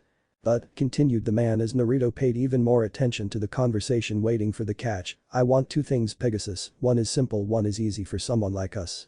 Do both of these things and I will agree to all things." "What is it that you wish Kaiba boy?" asked the curious man as Naruto was all but at the edge of his seat in anticipation. "First, in 1 year's time Naruto goes to Duel Academy with this stipulation: if he flunks or fails one time the cards get printed." "Sound fair enough?" asked the man as Naruto nodded, it was a small price to pay for what he was being given. "Agreed Kaiba boy, so long as he's allowed to use his decks, I see no problem with him going to your little academy." To be honest, I was planning on asking if he wanted to enroll anyway, so no harm done. What else? Asked the shrewd businessman, knowing that was the easy request. Kaiba shocked all when he proved Pegasus wrong with one simple sentence. Naruto here duels me using the deck you two made while I use the one he made himself. If he wins, I will personally state that his deck will not be made public for the near future, stated Kaiba as Naruto's jaw dropped. Deal, Kaiba boy, stated Pegasus as he rose and shook the man's hand, sealing the deal. Wait, Naruto interrupted as he saw one problem with this agreement. What happens if you win? This made Sito laugh as he looked down upon his prey. When I win, you have to come with me and be my personal assistant for the month, stated the man with an evil grin, making Naruto worry about why a billionaire would need an assistant when he should already have one. What about your current one? Asked a blonde, afraid to know the answer. Mental breakdown, stated the man, like this happened every other day. Are they okay? Asked the blonde. Yeah, Makuba will be up and in my hair again in no time probably, stated the man as both the other occupants' sweat dropped at this. His own brother, dear Kami, what have I gotten myself into, thought the blonde as the three headed towards one of the dueling platforms on the island. Naruto boy can't lose now, his luck has been on a no-hitter all day, thought the older man as they reached his own personal field to have the duel in. I'm sexy and I know it, thought, sang the last of their group. No one expected the outcome that came. 1 hour later. How is this kid still winning? We had to go best 3 out of 5 and he still hasn't lost a single life point, raged Kaiba in his head as he stared at the field before him. This kid must be a genius when it comes to strategies. Every move I play, he counters like he was looking directly into my mind. I even sent the word away to stop him from being able to help him. Just how quickly is his brain processing all these moves? Sasuke's mom has got it going on, she's all I ever wanted and I've waited so long. Sasuke, can't you see? You just don't do it for me. I know it might be wrong, but I wanna bone Sasuke's mom, sang Naruto in his head as he attacked with his battle axe, wiping out the rest of Kaiba's life points. That's game, man. Now can we please call it a day? The sun setting, asked the blonde as he kept bobbing his head to the music he had playing in his head.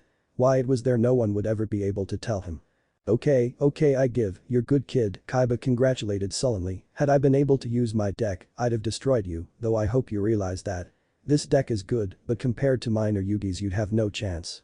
So don't go getting cocky over there. I know, and honestly I would still like to come be your assistant while your brother recovers, as a thank you for the sweet duel, offered the blonde to Kaiba's shock. No one had ever offered something like this to him. Most people would have been bragging their asses off after beating him, if they ever managed to, that is. At that moment Naruto gained one more billionaire willing to help him along his path as a duelist, even if he didn't quite know it just yet. Kid, I don't know if you're insane or just plain dumb with luck that could rival the gods, but you are so on. Kaiba couldn't help but laugh a little as they walked out of the arena together. To be honest, a little of both, laughed the blonde as Kaiba chuckled alongside the boy. Well, if this deck Pegasus made you is half as good as it better be, I demand we have a duel someday, Kaiba stated as they walked up to an anxious Pegasus. The moment he seen the smiles on both boys' faces, though he couldn't help but smile as well, knowing already what must have happened. Congratulations, Naruto boy, not many people can say that they defeated the Sito Kaiba, even with practiced decks, the man praised as Naruto just blushed and rubbed the back of his head. Kaiba on the other hand got a tick mark on his forehead for a moment before he took a calming breath. Well, a deal's a deal, Pegasus. As long as Naruto goes to Duel Academy when he comes of age, he will be allowed to keep his decks that you made him, promised Kaiba as all three of them walked towards Kaiba's blue eyes jet. Very well, Kaiba boy, can I offer you a place to stay tonight or must you be leaving so soon, asked the older man as they reached their destination. Nah, Naruto and I have a lot of work to do at Kaiba Corporation, stated the man as Pegasus raised an eyebrow. Oh, sorry Pegasus-san, I forgot I told Kaiba I would honor our agreement and be his assistant for the month until Makuba-san gets better. As a thank you for the sweet duels he gave me, he had me worried countless times during each of them, laughed the blonde as Pegasus just smiled at the boy's offer. Well then, if that is the case, started the man as a plan hatched inside his mind, Kaiba boy needs to be made aware of everything.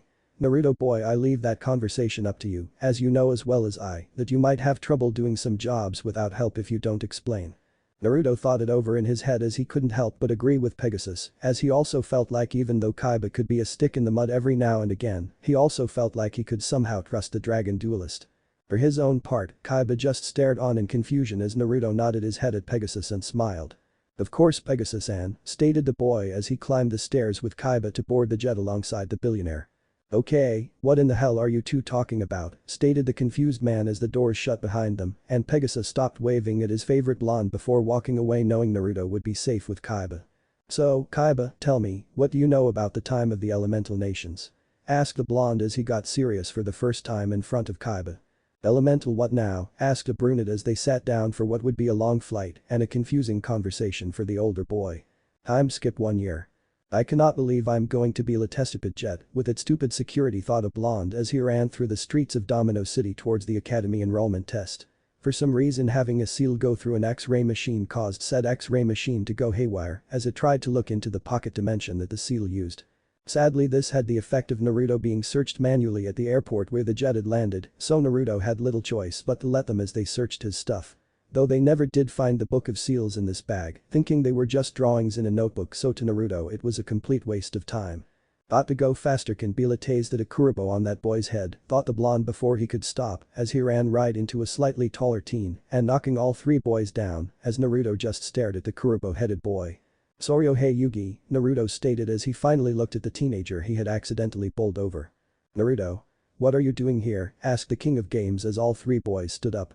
Being late, that's what, sorry man, I got to go, yelled the blonde as he patted his friend on the back and ran past him and Kurabo head without even so much as a look toward said boy. That boy never learns, grumbled the spiky-haired teen before finishing his conversation with the unknown duelist and handing him a card. Well, it looks like time's just about up for the tests. If the no-shows aren't here in 3 minutes, then started a guard right before he was caught off guard by a blonde boy jumping onto the railing near him and flipping over it, landing onto his feet. Naruto Namikaze, reporting in, yelled the boy as he tried not to smile, sorry I am late, the airport was hell and a half to get through. Well, lucky you barely just made it, grunted a guard as Naruto's eyes narrowed, 3 more minutes and you would have waited till next year. Pulling out his phone, Pegasus had gotten him. Naruto checked the time to see that he was indeed almost half an hour early before the scheduled time limit for the closing of the exams. Does Kaiba know you shut the test down early, sir, asked the blonde in a cool voice as he placed on his old mask of indifference that he had created in his old life, because if not, I don't think he would be too happy with a lowly guard deciding who is allowed into his academy or not. Kid, I would watch your mouth, I'm literally the highest paid man here minus the teachers, the guard tried to intimidate Naruto with a condescending sneer. Kaiba doesn't have time for slackers, if Seto Kaiba were here right now he'd what, Goro, stated a voice as Seto Kaiba walked up to them all with his brother Makuba. I agree with Naruto, why is it that a teenager can see that my academy is for children to learn? If someone like you stops even one from coming, then what is the point of the academy?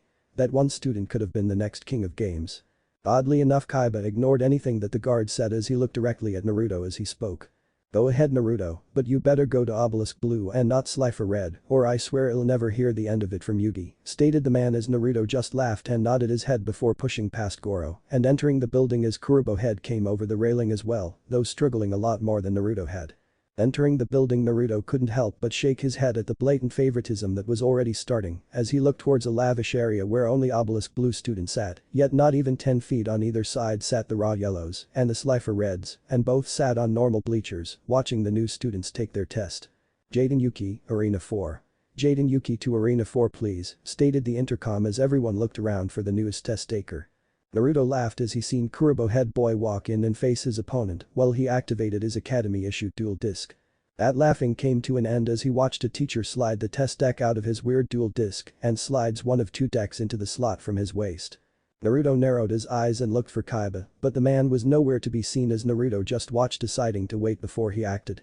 A few feet away, a blonde woman watched and did the same as she had seen Naruto walk in and barely tore her eyes away from her fellow blonde to catch her teacher swapping the decks, something no one else seemed to notice. That boy is cute as hell, I wonder what deck and dorm he will be in, thought the girl with a happy smirk before realizing she was being talked to. Sorry Zane, what did you say, asked the girl as she looked up to her tall blue-haired brother figure. Alexis, you really need to pay more attention, admonished the boy as he looked down at his shorter blonde friend. I asked what you thought of the new students, you know, your classmates. Together they both laughed, one did so only slightly, as they looked at the newer students. Well, some of them have skill yet barely made Ra, and yet some had no skill whatsoever and made Obelisk, so I'd say Ra has got the biggest challengers so far, I mean besides me of course, laughed the blonde as she looked at a posh brown-haired Ra and then a snobbish black-haired Obelisk as she said so, having watched both their duels. I would have to agree with you on that one, Alexis, some of the newer Obelisks were sad to watch barely beat their opponents, yet I counted at least 12 Ra members who did so better and quicker, yet not be promoted. Sometimes I wonder just how they grade these kids, stated Zane as the duel below finally caught their attention as the brown-haired boy took down some ancient gear beast, only for a trap to be activated and be made into the ancient gear golem. "The hell, is Crowler using his own deck against a student on their entrance exam?" asked the taller boy as Alexis shook her head. "From what I have heard and studied about Crowler, if this was his deck, that monster would have been on the field long ago. I think we are seeing his weakened version of it, though to be honest even I would have trouble against that deck since it still allows you to summon that card rather easily," stated Alexis, making Zane smirk, knowing she was right. "Well, I don't see how this kid could stand up to Crowler's best card. It would take the luck of the gods, all three of them, to turn this around," Zane stated matter-of-factly. 10 minutes later. "How the hell did that kid pull that off?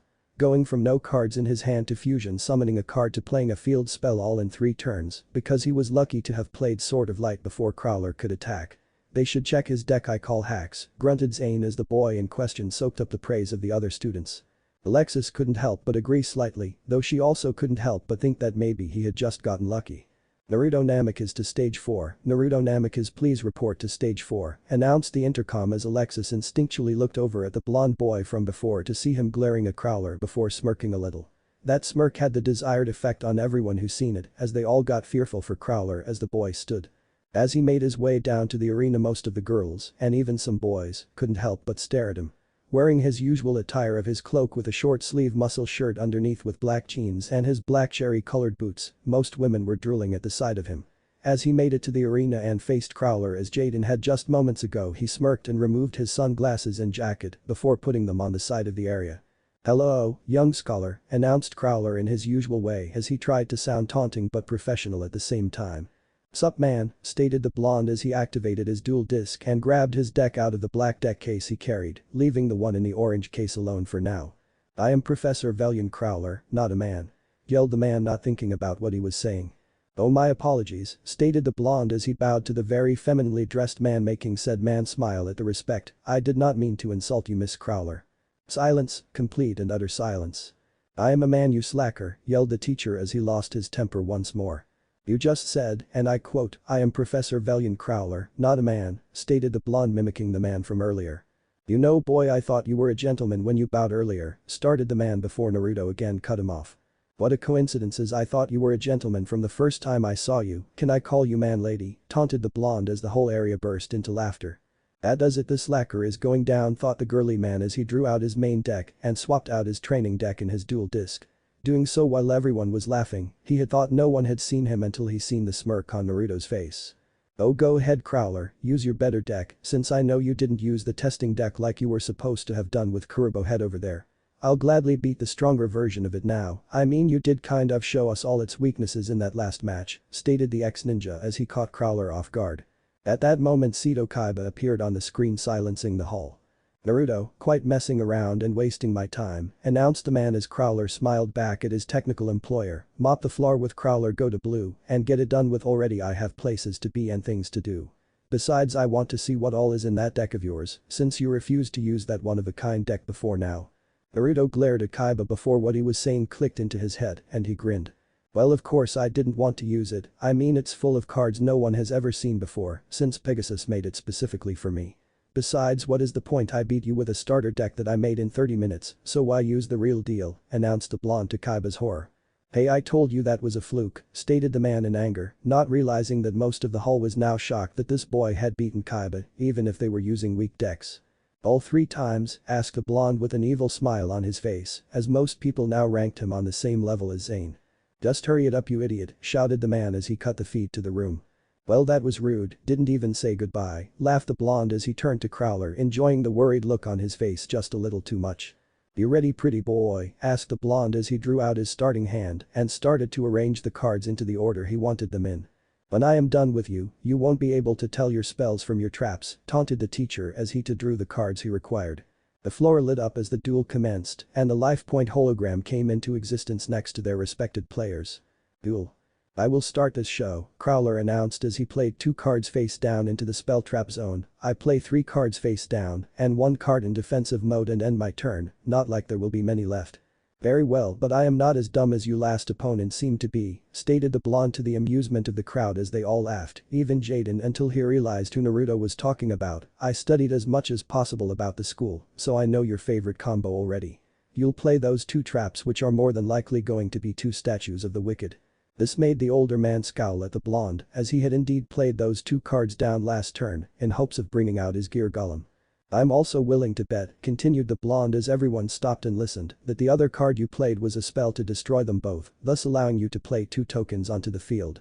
Then you would be able to play your gear golem next turn. However, why don't we speed this up though?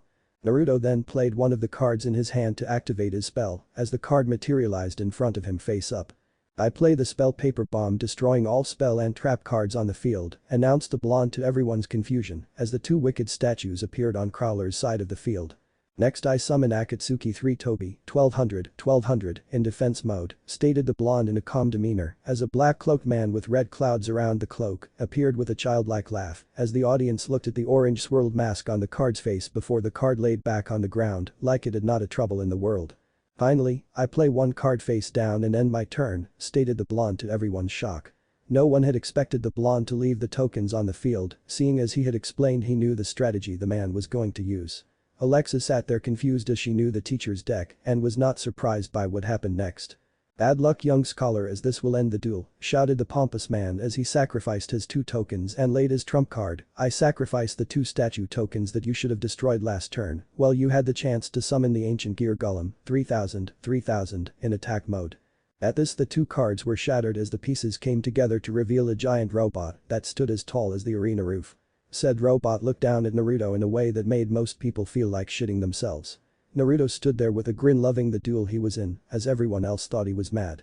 Next I flip over my ancient gear soldier, 1300 into attack mode, continued the man as he flip summoned his face down, revealing a much smaller copy of the golem as it materialized. Now to finish this lacquer off, attack ancient gear golem, destroy his defense monster with metallic crush, yelled the man as his monster prepared to punch little Tobi. Tobi looked around like he was afraid for a moment before a light bulb went off above his head as Naruto pressed a button to activate his trap. I activate my trap card Rings of Akatsuki, which will negate the attack of your monsters this turn, as long as I have 1 monster with Akatsuki in its name. Your attack is no more, stated the blonde to everyone's shock at the new card. Fine, then you saved yourself 1 more turn, go ahead and play your last pathetic card, nothing you summon is going to be stronger than my golem, stated the man as he ended his turn.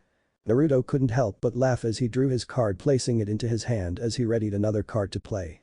My deck was made special for me by the Pegasus, as such there are no pathetic cards in it, stated the blonde as he laid down his spell card. I play Polymerization to fuse 2 cards to create one of my strongest creatures.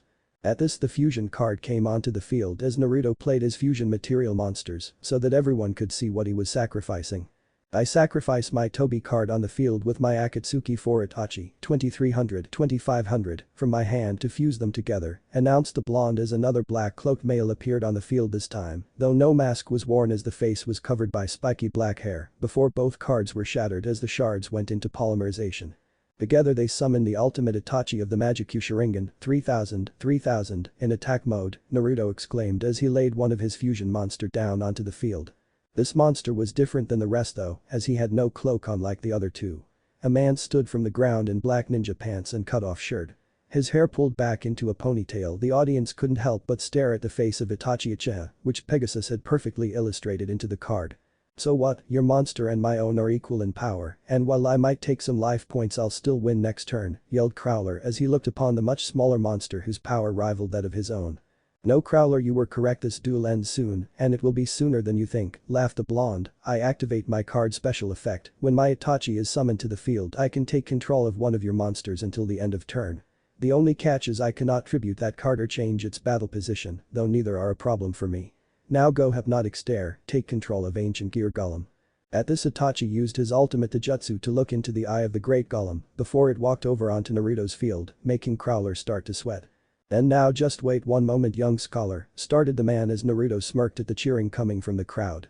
Ancient Gear Golem, attack his soldier, yelled the blonde over the noise of the crowd as his new golem card destroyed the weaker soldier, taking 1700 life points from Crowler as he felt the small imaginary pain course through his body. Looking up, Crowler was about to forfeit when he met the eyes of a demon before him as Itachi prepared his attack.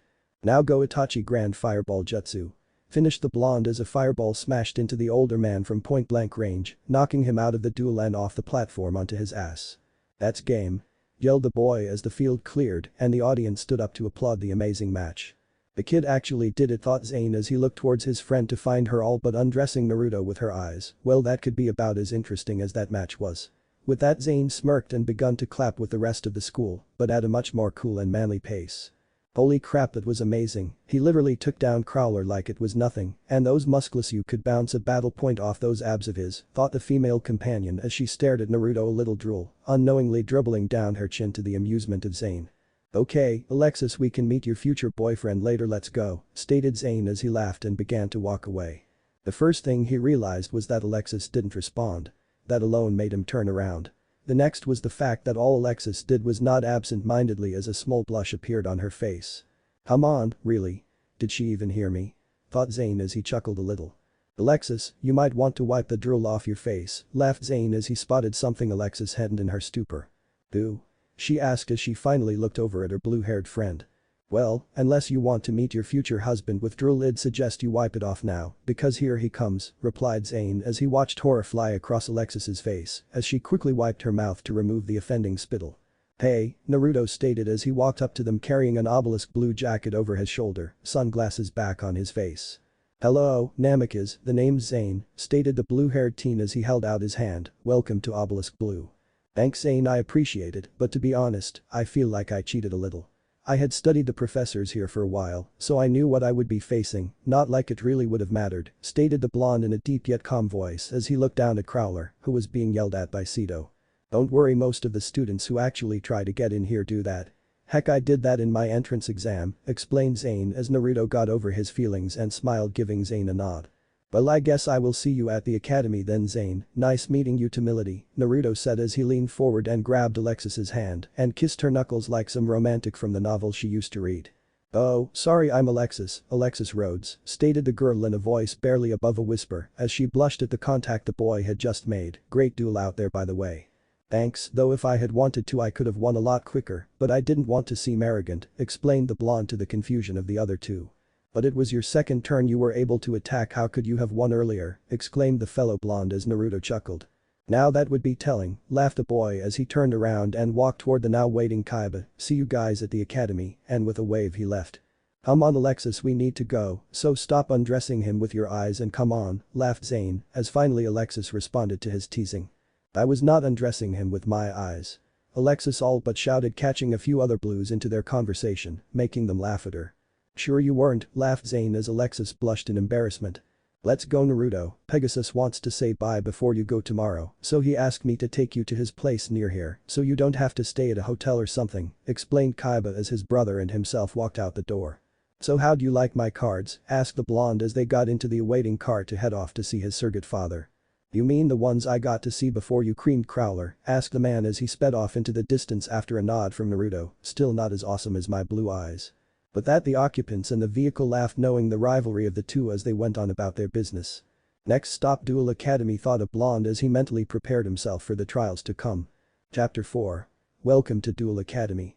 Naruto sat in his surrogate father's jet as he rode it to Duel Academy, something his father and brother had agreed to when they set him up to go to the academy, something that, to be honest, embarrassed the hell out of Naruto, as he said many times to both.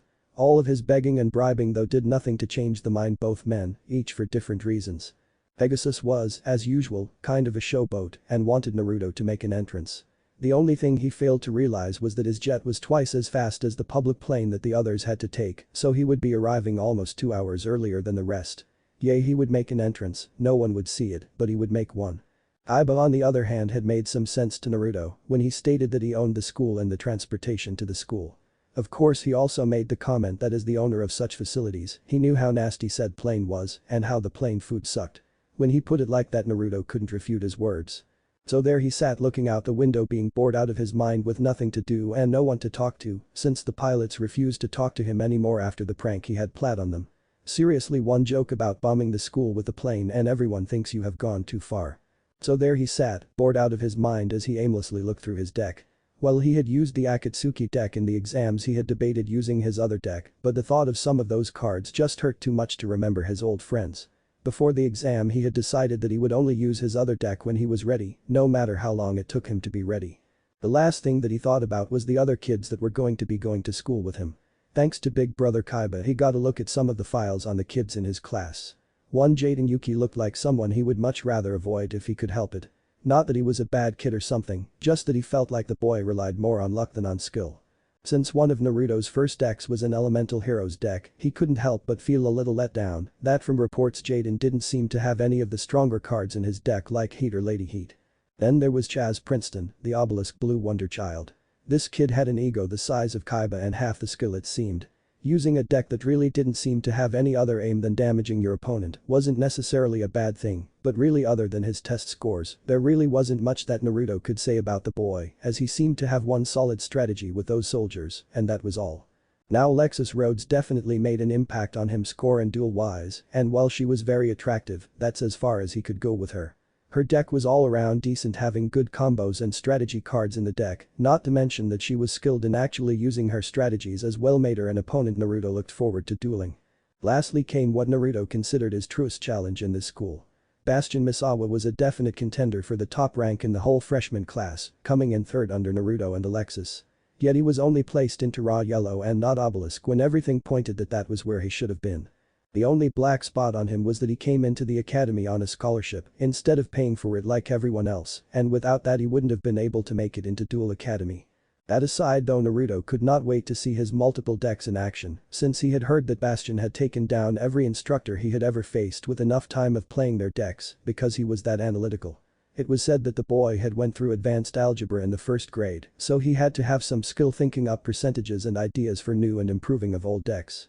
Naruto had been in so much thought that he only realized that they were over Duel Academy when the pilot came over the intercom and announced that they were ready for his grand entrance. Smiling, he took one more look out the window to be shocked that the other plane carrying the other students was not even 20 feet from Pegasus' plane. Seeing Alexis in one of those seats, Naruto couldn't help but grin evilly at the girl who had yet to see him. Going to the door that led to the outside of the plane, Naruto pressed a button and it opened to allow him access to the sky around him as things started to get blown around the room he was in on the jet. This got the attention of the other plane's occupants as they all looked out their windows to see Naruto step to the edge of the entrance, still grinning like a madman. There it was, Alexis finally looked at him and had the shocked look on her face he was hoping for as he blew a kiss to her and jumped with no parachute on. "What, he's gonna die?" yelled most of the passengers on the plane as Naruto plummeted to his death, laughing hysterically as he went. 1,000 feet. 500 feet. 100 feet. No. At exactly 75 feet in the air, Naruto pulled out a collapsible board from the small bag on his back and thrust it open, revealing to the others what looks like a snowboard. Pushing it under him as he fell, Naruto got his feet into the holds at about 60 feet in the air, with the ground closing quickly. "Now just channel chakra into the board after converting it to wind chakra. No, we are flying," thought the blonde as he began to gently but quickly fly through the air on what most thought was a cloud when it was actually an air pocket that Naruto had created. "Hell yes, it actually worked, I was worried for a moment," yelled the excited blonde as he began to do flips and tricks in the air at about 20 feet off the ground. Seeing the plane descending to drop off its passengers, Naruto decided to have even more fun as he steered himself towards the landing plane. When he was right beside it, he looked in the window and didn't see his target, so he moved forward looking through each window to check to see his target until he found Hare in the opposite side of the plane looking at him in shock. Grinning, Naruto pushed with his chakra to make the board glide around the top of the plane and back down so that he was right outside her window. Something that his fellow blonde didn't notice as the rest of the passengers and herself were too busy looking through the other side's windows to find him. That is until he knocked on her window, scaring the hell out of her. With an ever-increasing grin, Naruto pulled out a notebook and a Sharpie and wrote on it before holding it up for most people to read. Sup, the paper showed as most girls on the plane giggled and most of the boys laughed. Taking her own pen and paper out, Alexis wrote back. "Not much, you." Now thoroughly enjoying himself, Naruto responded. "Just hanging around." Making most of the room laugh and some groan at the horrible joke. "Betting some air, the usual," continued the blonde as more people laughed at the stupidity of the amazing blonde before them. "So can I help you?" asked Alexis with a raised eyebrow and a smirk. "Yes, you can say yes," stated the blonde as after he wrote the message he folded his arms in front of him like he wasn't doing something no one had ever seen done before. "Yes, to what?" asked the blonde, confused. "You'll find out," was his simple answer as he wrote, "later that is," and flew away to land not far from the entrance to the school as the plane landed about half a mile away. "Well, that was fun, and she didn't say no yet, so I think I got a good shot," laughed the blonde as he stored his board and notebook and walked inside to meet the chancellor waiting for him. Well, hello there Naruto-san, I was wondering if instead of the video like the others you could come to my office and speak with me for a moment, asked the bald man as he held his hand up to show him the way. Sure thing Chancellor Shepard, I'm not in any trouble am I, asked the blonde as he was sure he had read the rules correctly and nothing in them said he couldn't do what he just did. Oh no my boy I thought your little show was quite entertaining, laughed the man before he got serious again, though I don't know how my little video is going to stand up to such showmanship. I'm sure it'll blow mine out of the water sir, stated Naruto being polite. We will have to see. This way please, stated the man as he led Naruto to his office before closing the door behind him and sitting behind his desk. Now as you and I know your history, as it was one thing Mr. Kaiba was adamant on me knowing I want to start out by saying I thank you for your sacrifice so many years ago, stated the man with a formal ancient bow that was used back during the Elemental Nations era to Naruto's shock. But the flourished Naruto returned the bow as he got over his shock and asked the question he now had. How is it that you just accept what Kaiba told you? As well as that how is it you know how to do that specific bow, it was used during my time when you would bow to a cage only, asked the blonde to sate his curiosity. Well your first question is simple to answer, explained the man with an eye smile not unlike Naruto's old sensei, I didn't believe one word of it until your little stunt. I had every intention of asking you to prove it when you got here, hence the reason for my being at the doors waiting for you. At this Naruto couldn't help but laugh as he had unwittingly given the proof that was needed to pass the Chancellor's little test. The second question requires a little more background though, continued the older gentleman as he stood and removed a book from his bookcase which then moved on its own, revealing a hidden compartment that held a single old tome in it. Picking up the tome he walked it to the desk in his office and blew the dust that had layered the book off. This book has been in my family for generations upon generations. The first person to have owned it was never named because it had been so long. All that can be said about it though is that the last name of the man was Nara. This shocked Naruto as he tried to open the book and failed because of some weird clasp that held the book closed.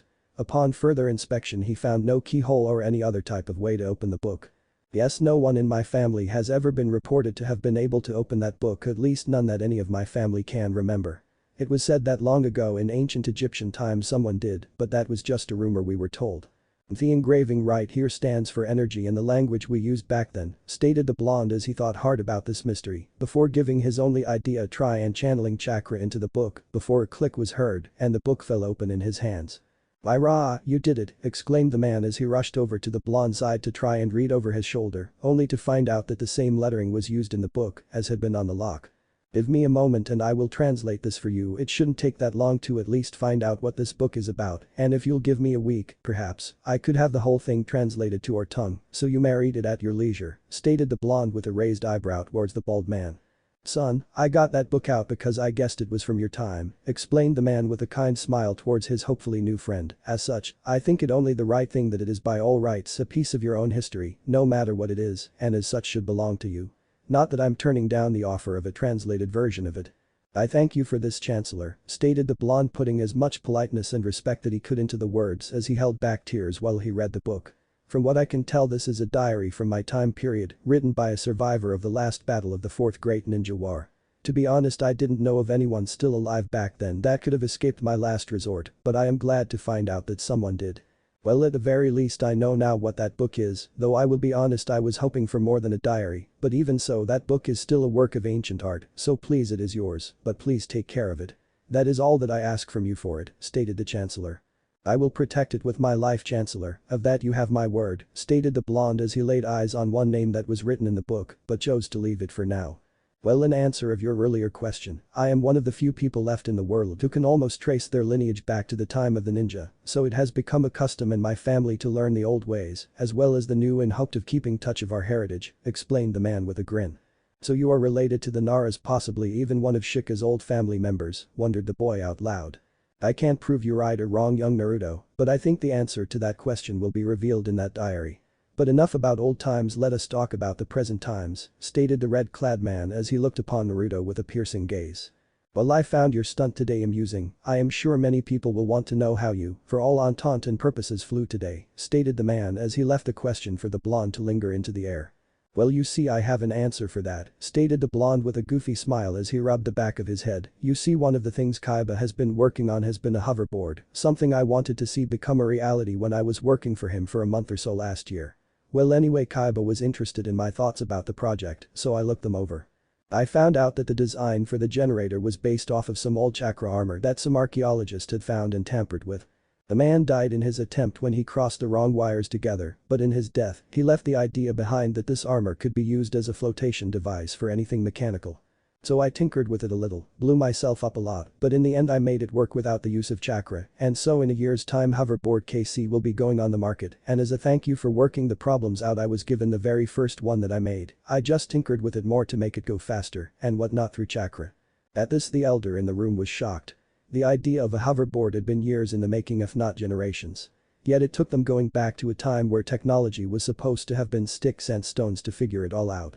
Being too much for the man, he heartily laughed at the irony of the whole matter. So a cover story on how you don't have powers because you're from the past and not some god that now walks this earth is that you are some type of technological genius, asked the man for confirmation. Yeah, basically, and even if there is someone out there that doubts it through working on the hoverboard, I have found that I have a knack for technologies and I took courses online with private tutors and now have a PhD in technological advances.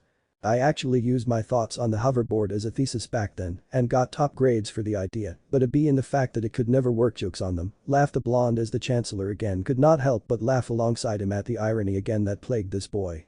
Well Naruto-san, I think I have taken up enough of your time here, that and by my calculations the opening ceremony video should be over. Why don't you go ahead and head over to the Obelisk boys dorm for the opening meal and I will see you when you are done translating the book. Not that there is any rush on it, I know that your studies must come first, the man stated as Naruto stood. Well, I think I owe someone an explanation as to how I did my little stunt today, so I will have to go later, but I will wait for her outside, as I'm sure she will come past on her way to her own dorm, explained the blonde as he exited the office with a wave and a goodbye, before heading to the front of the school. There Naruto waited for what seemed like forever before students started milling out of the school. Upon seeing him, many people came up to him to say how awesome his stunt was today and to ask him how he did it, which he then told the cover story to their immense delight. Many asked if they could try it, but Naruto had to politely decline by saying he had promised Kaiba that he would be the only one to strap his feet into the controls.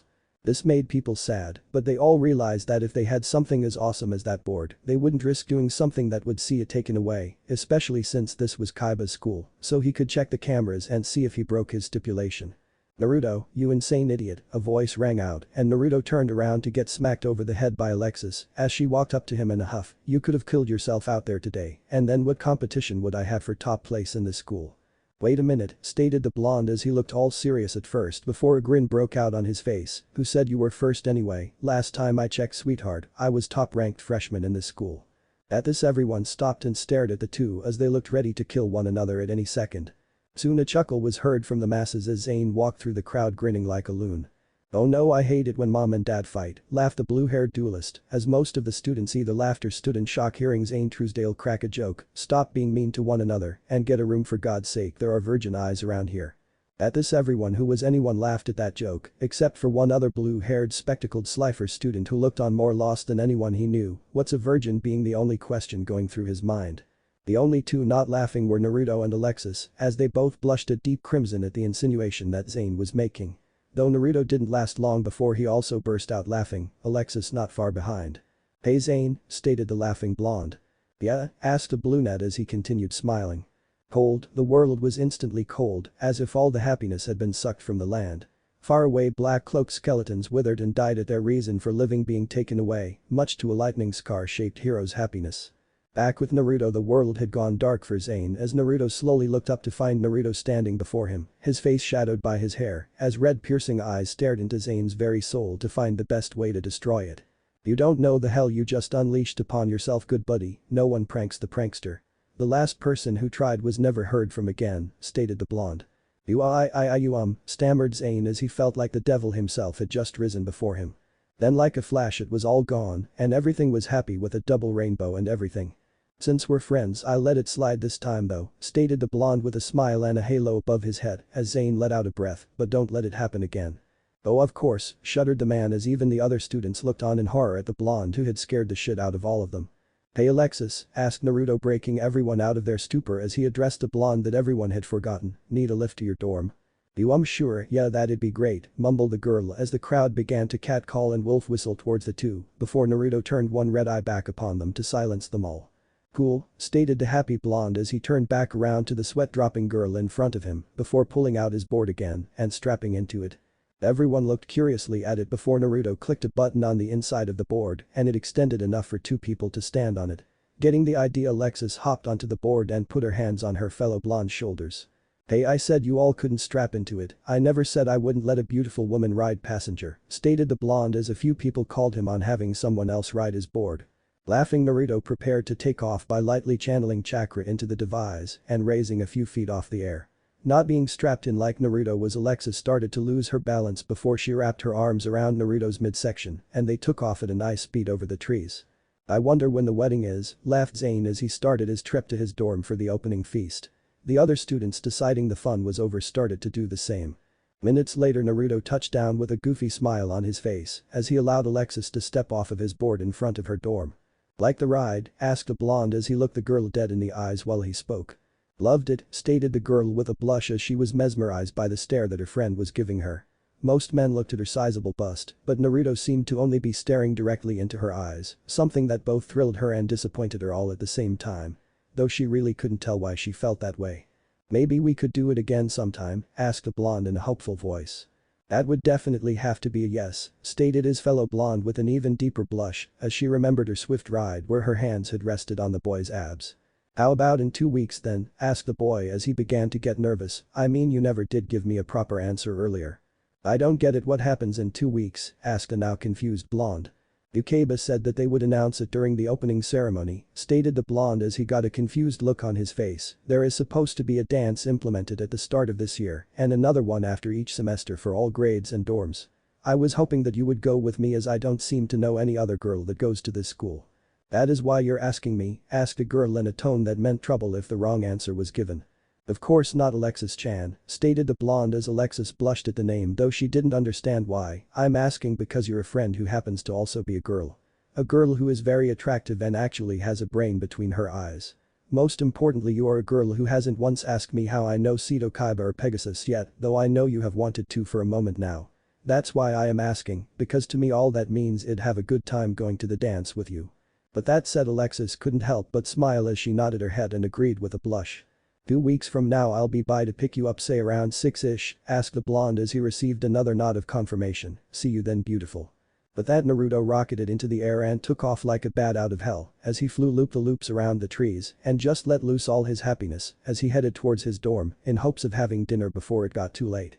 "How does he manage to do that to me? I'm the goddamn queen of obelisk, but he turns me into fucking goo with a few words, like I'm some fangirl," thought Alexis with a confused grin on her face as she walked into her dorm to wait for her friends. "I'll figure you out, Naruto Namikaze, if it is the last thing I do." Naruto was having a blast, boring dinner with stuffy conversation with the in-crowd as you walk around a dance floor where only men are to be seen and a crappy band plays in the corner, yep, best time of his life. That was why Naruto was on a couch in a corner of the obelisk blue male dorm's receiving hall, completely asleep with a hat that he had pulled from nowhere that covered his eyes. No one seemed to want to bother him until one snobbish boy stood in front of him with his 2 friends tailing him. "This is the slacker that beat Crowler?" asked the boy loudly as the hall quieted down at the confrontation being started, though Naruto seemed to still be sleeping through it all. "God, this guy is pathetic, how the hell did he manage it? I bet Pegasus or Kaiba paid Crowler to throw the match," stated the boy to everyone's shock as he turned around to look at all the new freshmen in the room. "Listen up, freshmen, the name is Chaz Princeton and I'm top dog around here, so get in line or get put down," yelled the boy as everyone's, even the older students, eyes grew wide before Zane started snickering at the fool. "Something you want to say, Zane?" asked the pompous idiot as he stared down the strongest duelist at the academy. "You just wait, Zane, you only have 1 more year here, then I will be stepping into the shoes as the new king of dueling at this academy. My parents spent top dollar in making this deck for me, and if I pushed it a little bit it would destroy you and your cyber worms." At this, Chaz and his 2 friends laughed heartily, though they didn't notice that no one else laughed with them, that is until one voice started laughing right behind them. "Oh Chaz," stated a woken Naruto as he stood there looking right at the 3 boys, "you really shouldn't act like you're the top dog when you're nothing but the top bitch around here." At this, everyone laughed at the face Chaz made at the words of the blonde. "Just who the hell do you think you are, slacker?" yelled the prince as he was about to go into his practiced speech about he was better than everyone and that he deserved the respect of everyone. "No, Chaz," interrupted the blonde as he stood to full height and showed off his well-built body. "Who do you think you are? You are a nothing and nobody compared to me or Zane. I have beaten, in order, the creator of Duel Monsters when we were put on even footing by making decks out of what we drew from booster packs picked out by other people. The head of Kaiba Corporation, when he used the deck I beat Pegasus with while I used the deck Pegasus had built. Pegasus again over and over once my deck was built while he used his Toon deck against me. Last but probably least was Professor Crowler in front of the whole student body. Now who have you beaten on that level, asked a blonde as most people looked at Naruto in a new light. They let you win slacker, I'll take you on anytime anywhere, yelled the black-haired boy as Naruto just smiled. Right here right now, who needs holograms, I can duel without a disc and this way it's not against the rules, challenged a blonde as he pulled his deck from his case, Chaz soon following his lead.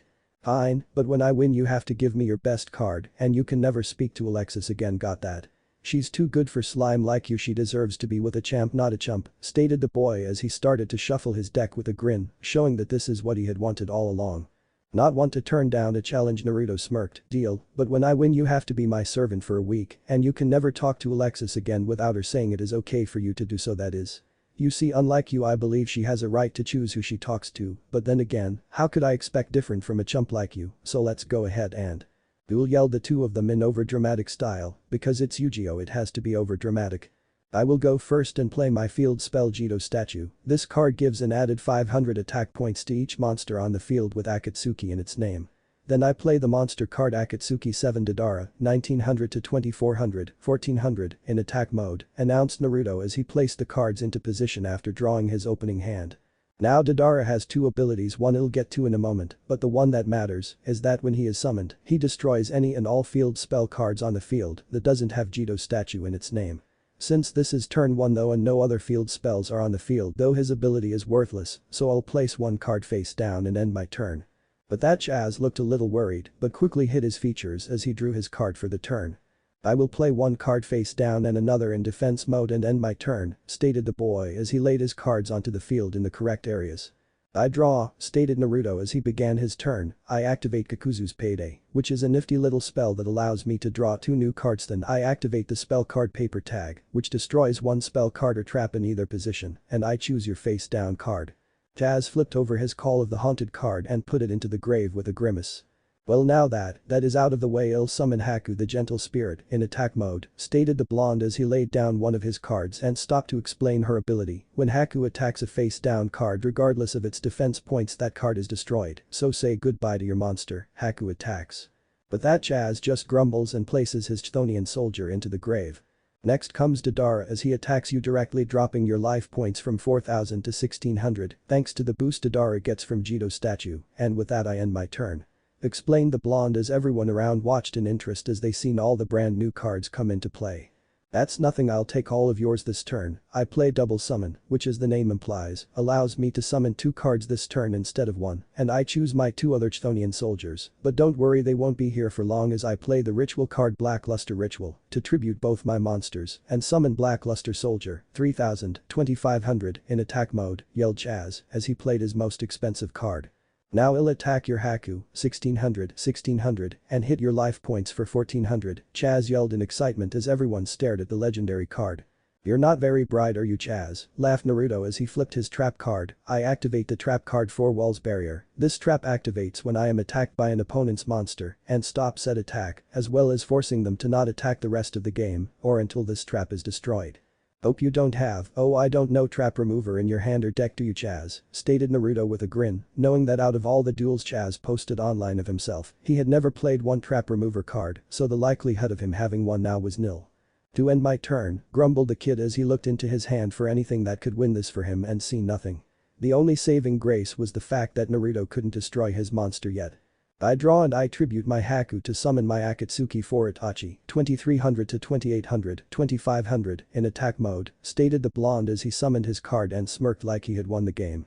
That card is strong, but he is not strong enough to take out my soldier, and as long as he is on this field I can't lose, announced the black-haired teen as he did the math in his head.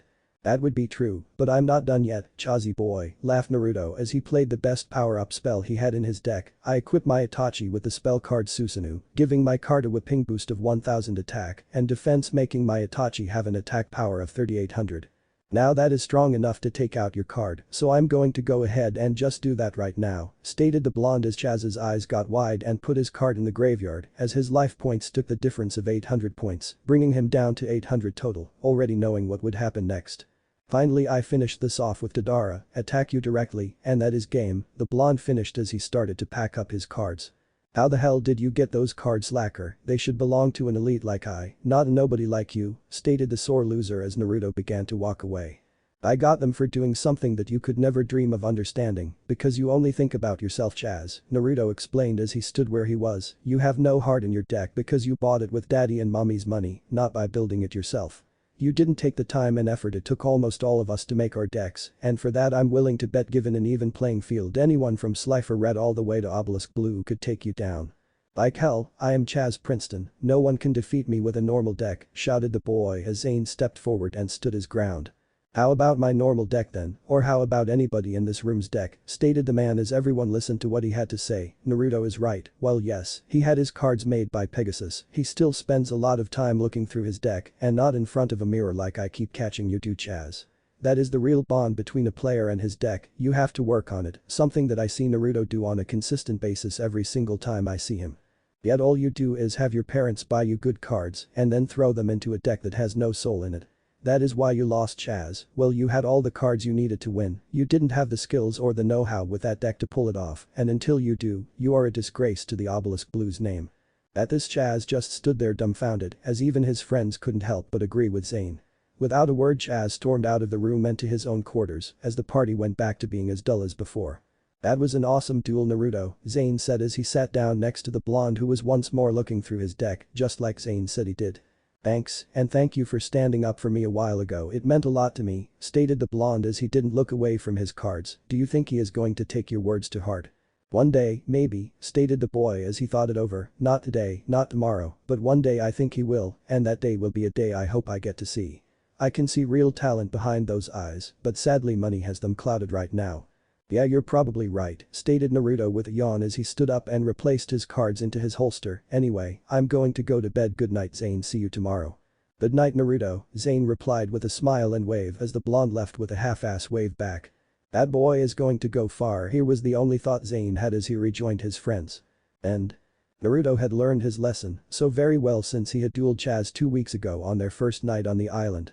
He had been popular already after his stunt with the plane that everyone saw, but once everyone found out that he had defeated the self-proclaimed leader of the freshman class so easily his fame spread like wildfire.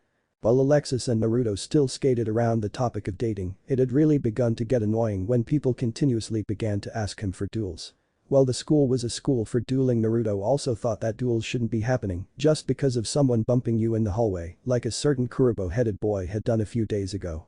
As such, he turned multiple people down, stating that he was busy hanging out with his friends and that he might duel them later. This in no way seemed to stop the ever-expanding list of people asking him for duels. Even Jaden had asked him to duel, 73 times in fact, though when he did Naruto just shook his head, laughed, and walked away to the annoyance of the brown-haired boy. I swear one more mother, started Naruto as he walked beside Alexis as they headed to their next class. There isn't any dueling permitted between classes so they shouldn't ask you while we're, started Alexis as she cut off Naruto only to be cut off herself. Duel me, Namikaze-san. Yelled a boy Naruto had never met before as he ran towards the two from down the hall. With a look that would have most children shitting their pants, Naruto growled and entered the classroom as Alexis scolded the boy for trying to break the rules, thus letting the fellow blonde calm himself. While doing so, Naruto watched as the boy from before walked into the classroom and walked directly to Naruto before shocking all with a bow. This made Naruto's eyebrows raise as no one had done this so far. Sorry, Namikaze-san, I did not mean to try and get you into trouble. My name is Alex Mortimer, I should have waited for you not to have been busy and did not, and for that I ask for your forgiveness, stated the boy making Naruto's glare evaporate to reveal a small smile. That is quite alright Alex, and please call me Naruto, stated Naruto in a surprisingly nice tone of voice. Not many are man enough to apologize for no other reason than they knew what they did was wrong. After class, if you still wish, I will duel you for being so polite. Though I do make one condition, whatever you wager for the duel I will wager double in honor of your politeness. This made the boy smile, nod, and run off to his seat before anything else could happen. Most didn't know that this boy was rather poor and his parents had barely afforded the tuition to go to school here, so he was in desperate need of money to revamp his current deck. Thusly Naruto's offer, while a long shot, was greatly appreciated. That was kind of you, but I must ask why, Alexis inquired as she sat beside her friend, curious as to his reasons. Before coming here I read the files on each of the freshmen of this year, yes even yours, explained Naruto as he caught the raised eyebrow of his fellow blonde. That kid has got it rough, parents worked 2 jobs apiece, and money was still tight. But when he showed skill in dueling his mother got a 3rd job and his father got 2 new jobs to help pay the way for him to come here. The boy I doubt has more than 10 BP on him at any given time, so I doubt he can afford to get new cards to better himself and give him an actual shot here. So how is him losing that 10 BP to you going to help, asked the blonde in complete confusion. Easy, I plan on accidentally dropping a bag of 1000 BP on the ground where I know he will find it. Then we will see what happens from there. Either way I won't accept the winnings if he does lose, explained Naruto in a whisper so that only his companion would hear him to her immense shock. Well, I think what you are doing is very kind, stated Alexis as she looked at the blonde in a whole new light. Why would you do all this for someone you do not even know? Well, simple really, explained Naruto as he thought about his old life before he had become a ninja. I used to be in the same boat. I used to love to play music, wasn't very good though, but I still loved playing and learning on my own to play. I had very little money back then, and so it came down to should I eat with this money or should I get new sheet music? In the end it was a simple choice as I was nowhere near good enough with my music where I would ever be paid money to play, so I chose food. With Alex though I feel different, continued the boy as he looked down towards the Slifer student who sat talking to his friends about his upcoming duel. He must be good at dueling if his parents are willing to go through so much just to give him a better shot. So if I can help him in any way that might help his parents as well, then I feel obligated due to my past to do so. Added I wasn't lying, I liked his manners since he was the first person to actually apologize for being rude and asking for a duel the way he did. He actually didn't know it wasn't allowed. Apparently one of his friends said it was okay, but he assumed that it was passed down the grapevine and that no one actually bothered to look the rules up, stated Alexis with a large smile on her face as she looked at the kind blonde in front of her. Even more reason to forgive and help him since he obviously just made a mistake instead of went out of his way to ignore the rules, stated Naruto with his foxy grin as Crowler walked in and began class. Everything was going good until that Slifer had to fall on his face hard. Sirius had to freeze when Crowler called on him since everyone who played the game could tell what a field card was. But instead of being a kind teacher like Banner, Crowler had to insult not only the kid but his whole dorm as well. Seeing tears in the boy's eyes as he sat back down, Naruto couldn't take it anymore when Crowler spouted off another backhanded comment. No wonder you slackers in Slifer are the weakest. If you cannot even tell me what a field spell does, then you should probably just burn your decks and go home, laughed Crowler as Sirius stood up to run out before Naruto stood up with him. Wait a minute, Dr. Crowler, stated the blonde with a grin on his face, Slifers are really that weak? This shocked the class, as Naruto seemed to refuse to play by the usual dorm division rules and had accepted challenges from all dorms, even when he knew some were far below his level, and never once insulted them. This made Sirius even sadder as he realized he had just ruined this with his own inadequacy. Alexis on the other hand knew the blonde better than anyone on the island other than the Chancellor and knew he had something planned.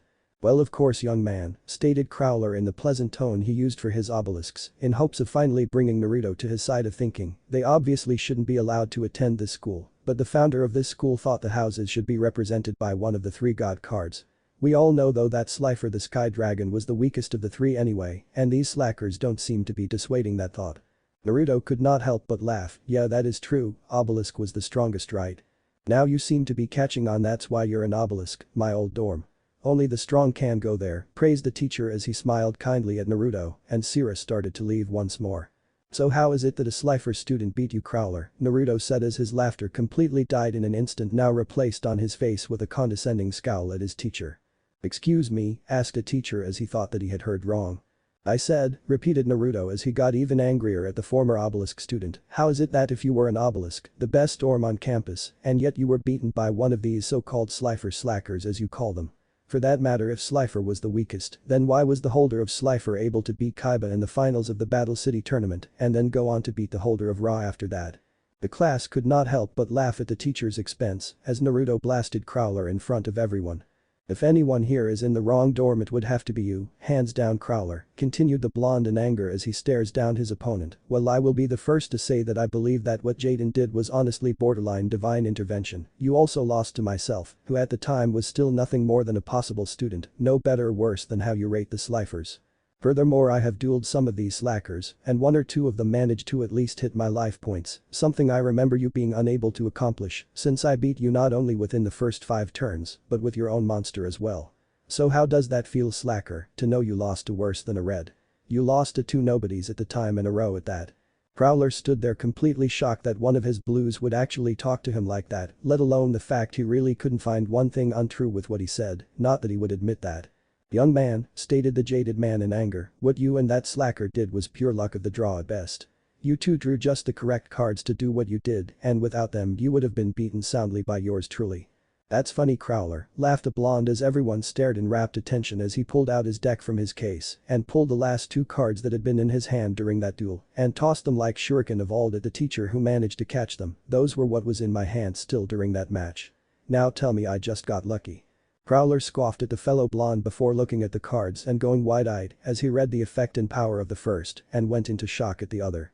"Anytime you want a rematch let me know though," stated the blonde as he used his speed alone to run and grab his cards and back to his seat in almost a blink of an eye. "I will gladly show you the true power of my deck then." Sitting down, Naruto looked at Cirrus. "Cirrus, well, I can't say I seen your entrance exam, or can I say you are an excellent student from the looks of it. I can say this," stated the blonde as Cirrus stood and stared at the blonde, "if this failure of an obelisk ever challenges you to a duel, I will take your place and destroy him for you, or any of the slifers that deserve it. You earned your way into this academy just like the best of us, not through money or connections, but through skill and smarts. If you're half the duelist's aim seems to be you're going to go far. You just have to believe you can be." But that Naruto finished packing his things and walked out of the classroom to everyone's shock. Showing their support for their fellow student, each and every one of the students of Ra and Slifer and even most of the obelisks walked out of the room following the boy who had destroyed the teacher with just his words alone. "That was really something, Naruto-kun," stated Alexis with a smile as she walked beside her friend, the rest of the freshmen following behind talking about what had just happened. "I hate bullies and that is exactly what Crowler is," explained Naruto as everyone went silent to listen to what he said as they walked down the hall together. "Back where I came from, the residents used to think I was useless and had nothing going for me. As time went on I slowly changed each and every one of their minds about me until almost all the people in T-Town looked up to me and my skills. I earned their respect. I didn't buy it like some of the students here did. I meant what I said to Crowler," continued the blonde as everyone was left wondering about how someone so young had accomplished all that. "If an obelisk student can be beaten by a slifer slacker, then why do the other obelisk students walk around here like they own the place? Duel monsters are all about building a good deck, yes, but also about the luck of what you draw. If I drew nothing but pointless cards in a duel I'm more than likely going to lose. So with that logic no one is better than anyone here. I always thought the same, but never in a million years would I have told Crowler that to his face," laughed the girl as Naruto stopped before he got to the doors that lead outside and turned to Alexis. "I have something I need to go see the chancellor for. I will be back in a minute if you want to wait for me," explained the fellow blonde before looking towards the one other person he needed to find at the moment. "Alex, I will be back shortly if you will give me about 10 minutes we can have that duel I promised you," asked the blonde as he began to walk away after getting confirmation for the boy who had honestly forgotten about the duel with everything going on. 10 minutes later. Alexis and Alex turned to the opening doors that led into the academy along with the other students that had waited for the hero of the day to emerge as Naruto walked out. Each and every one of them looked at him in confusion as he now wore his trench coat he had worn to the exams last week and no longer was he wearing his obelisk blue jacket he had earned during said exam. "Well everyone, you are looking at Duel Academy's very first and only non-affiliated duelist," explained Naruto with a grin to everyone's shock. "No longer am I going to stand by and let these stereotypes be a part of my learning experience. As a favor to me, that was owed, Kaiba allowed me to quite obelisk blue and remain unsorted for now." This confused everybody as they just looked at the blonde before Alexis and Alex started clapping, with the rest following close behind. Soon the students were tearing off chunks of their uniform and trading them with the other dorms. Obelisks being a little less filled at the moment were asked for the most, since everyone wanted some of their colors for their own. Once everyone had a piece of all three colors, they wrapped the two new colors either around their arms or legs, in some females' cases. "So Alex ready to duel?" Naruto asked as he walked a little farther away and started to shuffle his deck once the excitement calmed down. "You bet," stated the boy as he pulled out a bag in his pocket and counted out a handful of chips that was inside of it. "Is 100 chips okay with you?" With a smile and a look from Alexis, Naruto nodded to both and took out the amount he had promised and put it into the bag that was used to hold winnings in during duels. "Heads or tails?" asked the boy as he readied a coin to flip to decide who went first. "Tails," stated the blonde as the coin was flipped and landed on heads. "I will go first," stated Alex as he drew his own cards and looked upon them with a smile. "I summon Beaver Warrior in attack mode and then play 2 cards face down to end my turn," stated the boy as his beaver materialized onto the field brandishing his sword in preparation for battle. Nice move, but either those cards are traps or you foolishly didn't play him in defense by accident, Naruto said as he drew his card. Since I don't believe you're a fool, I will have to start out with this paper bomb, which will destroy your two face downs. At that a great gale storm appeared and destroyed Alex's cards, revealing not only a trap hole, but a draining shield as well. Not bad, had I summoned something stronger than your beaver warrior, you could have destroyed it with trap hole, and if I summoned something, then powered it up draining shield would have stopped my attack and raised your life points by whatever I attacked with's attack points, stated the blonde surprised with the forward planning of the boy. Now with your beaver warrior only having 1200 attack points and no cards now able to stop me, I summon fake spy, Kabuto, 1500, 1800 in attack mode and attack your warrior to deal 300 damage to your life points. 4000 3700 Alex. 4000, Naruto. Next I place 2 cards of my own face down and end my turn, finished the blonde as the small hologram pain hit Alex like a little electric shock, causing the boy to wince, but nonetheless draw his card. Now as I end my turn I will activate both the effects of my card, explained Naruto, as Kabuto's attack raised by 200 and defense decreased by 300. When my card destroys a monster he gains 200 attack, but loses 300 defense, also I gain 500 life points every turn he is on the field. 3700 Alex. 4500, Naruto. My turn and I will set this card in defense while I lay one card face down on the field and call it turn, stated the boy as 2 spots on the field started to glow yellow to say that Alex played both the monster and other card face down. Not bad, stated the blonde as he drew his next card and laid it on the field. Sadly you're going to have to do better to beat me buddy. I play the spell card, paper tag and destroy your face down once more. At this an explosion tag appeared on the back of Alex's card before blowing up after the card rose to show a mirror force. Not only does it stop you from activating that mirror force and destroying me next time I attack, but it also deals 500 direct damage to you when my paper tag detonates bringing you down over 1000 points below myself, explained the blonde as the shock hit Alex making him grunt as a slightly more powerful shock hit him. 3700 to 3200 Alex. But that I play Haku the Gentle Spirit, 1600, also in attack mode as I attack your face down, thus activating her effect, stated the blonde as Alex's card without flipping it to the boy's shock as Man-Eater Bug was sent to the grave. This card destroys any card it battles without flipping it, as long as they are in face down mode. Damn, I was hoping my Man-Eater Bug would flip and destroy one of your cards for me, explained the boy as he got ready for the shock. I end my turn, stated Naruto to everyone's shock. Hey, I want to see what you have got, so I am not going to end this too early, laughed the blonde. Drawing Alex couldn't believe his luck as he played his card down revealing Pot of Greed to draw 2 new cards. Smiling even wider Alex thrust one down. You're going to regret that Naruto, Alex said as he revealed his spell card. I activate the ritual spell card hamburger recipe as I sacrifice this card from my hand with 7 stars to summon my hungry burger, 2000, 1850, from my hand. At this a large hamburger appeared on the field with large teeth going through the middle. Looking at it Naruto couldn't help but nod his head as he realized Alex was playing with basically a pre-built deck, only things like Mirror Force being added in it seemed. Not a bad start Alex, but you still have a long way to go to beat me, stated Naruto as he looked at the boy. Alex knew enough to at least take the words as the compliment that they were, since he knew he would have to have a lot more luck to beat Naruto. Well this will start it off, stated Alex as he got ready, hamburger attack his Haku, the Gentle Spirit. At the command Alex's hamburger jumped onto Naruto's side of the field, making said blonde wonder how he had jumped with no feet or legs as he devoured Haku, dropping Naruto's life by 400. 4500 to 4100, Naruto. Not bad but unlucky for you, you activated Haku's second effect, stated the blonde as he drew out his deck and played the card he was looking for. When my Haku is destroyed, I am allowed to use her death to bring out her master. Come on out Zabuza, Demon of the Mist, 2500, 1800. In the shards of Haku's death a man appeared in grey camo cargo pants with no shirt on revealing his chiseled chest. The mouth of the demon was wrapped in bandages, but the biggest thing was the giant cleaver that he held on his back one-handed. But that is not all, continued the blonde as Alex started to sweat. When my Zabuza card is summoned this way he can stop himself from being destroyed 3 times while he is on the field through battle. As well as activating his own ability and raising his attack power by 100 for each Haku card on the field or graveyard. Zabuza, 2500 to 2600, 1800. But the Psy Alex ended his turn knowing he didn't have much in his deck that wasn't already played that could destroy that monster. You haven't done bad, Alex, you just need to upgrade your deck with some stronger cards like you have been doing obviously, complimented the blonde as he drew the last card he would need. Sorry, but my deck definitely wants me to win today. I play Polymerization to fuse one card in my hand with my Kabuto card on the field. Together they make Snake San and Kabuto, 2900, 2700. As Naruto laid the fusion monster down, a white-scaled version of the bespectacled man stood from the ground as a white snake swayed behind him. As the monster looked up, you could see his yellow eyes looking at the burger monster with glee as the monster ran a scaled hand across one of his multiple horns on his head. This card also brings in 3 gate tokens, 0, 2500, to the field in defense mode when he is summoned, explained Naruto, as 3 different colored gates rose from the ground, sporting Oni masks as a lock between its doors. That's not all though.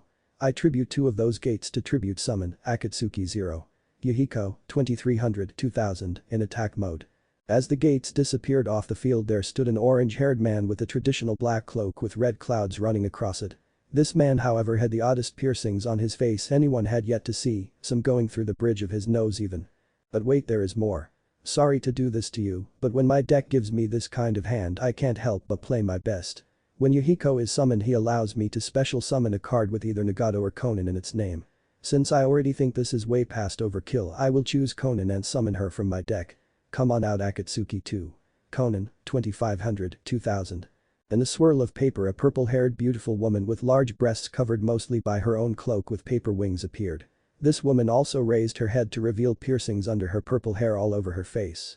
Now to finish off this string of holy hell, laughed a blonde as Alex could not help but laugh as well. I activate Yahiko's second ability and raise his attack and defense by 500 for each card with Konan or Nagato in its name, bringing him up to 2800. Now sorry for the pain this is gonna bring, but full assault all of you.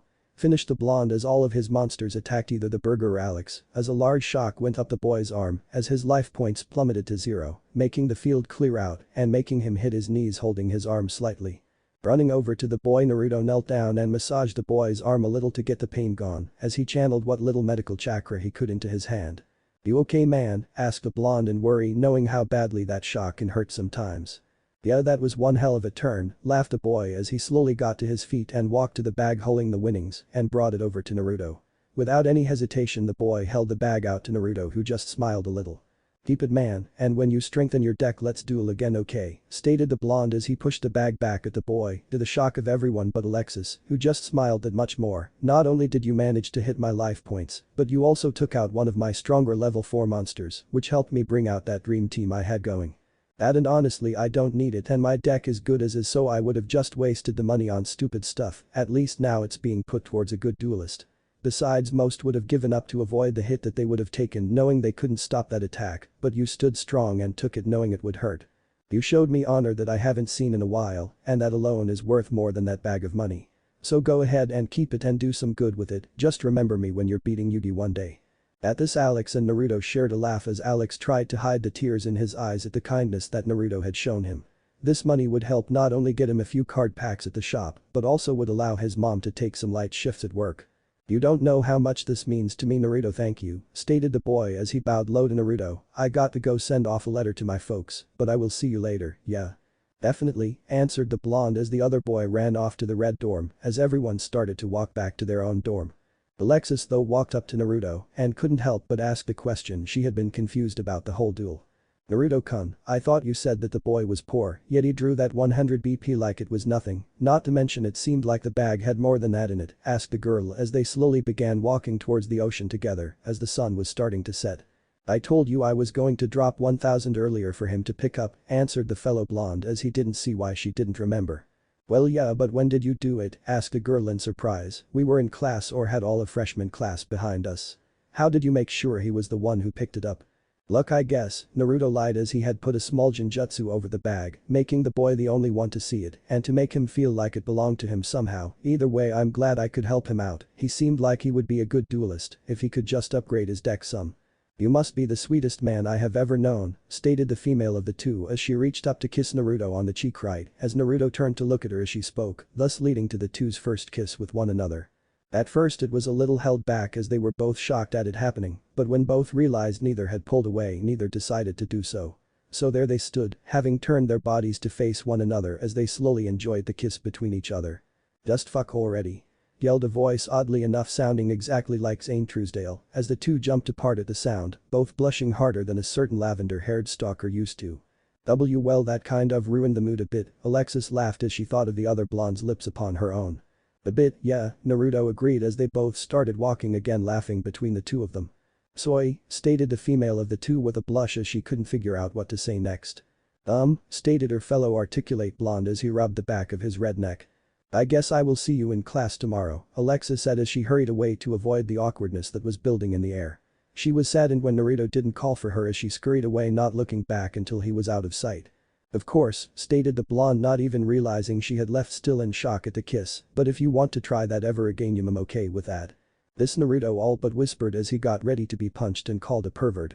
Looking up Naruto realized that he was all alone and thought that Alexis had run away from him. I knew it was too good to be true, stated the blonde with a sad look as a rain cloud formed over him and rained upon him. You two are both idiots, stated a voice as Zane walked out of the bushes with a look of pain upon his face, like their stupidity had caused him physical pain. What do you mean? Naruto said as he felt like dying at that moment, knowing someone had seen the whole thing. Why did you have to yell that, bro?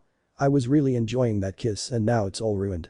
Well, I said it because you all had been kissing like that without breathing for almost 3 minutes, Zane said with a sweat drop looking at the blonde as he had not realized it had been that long of a kiss as he had been too into it to pay attention. You're both idiots because Alexis thought you were not into her because you didn't stop her leaving and you didn't because you were in La La Land. Wait, what? Asked the blonde as he looked up shocked, the storm cloud disappearing. You heard me, replied the blue-haired teen. She walked off and then when you didn't call for her looked down sad and all but ran away. Then you look up after saying that really crappy line by the way and think she ran because she wasn't interested, thus making you both idiots. Naruto ran what the other boy had said through his head at least 10 times before finally realizing what all had happened. The boy is right, you both are idiots, stated a certain fox inside of Naruto.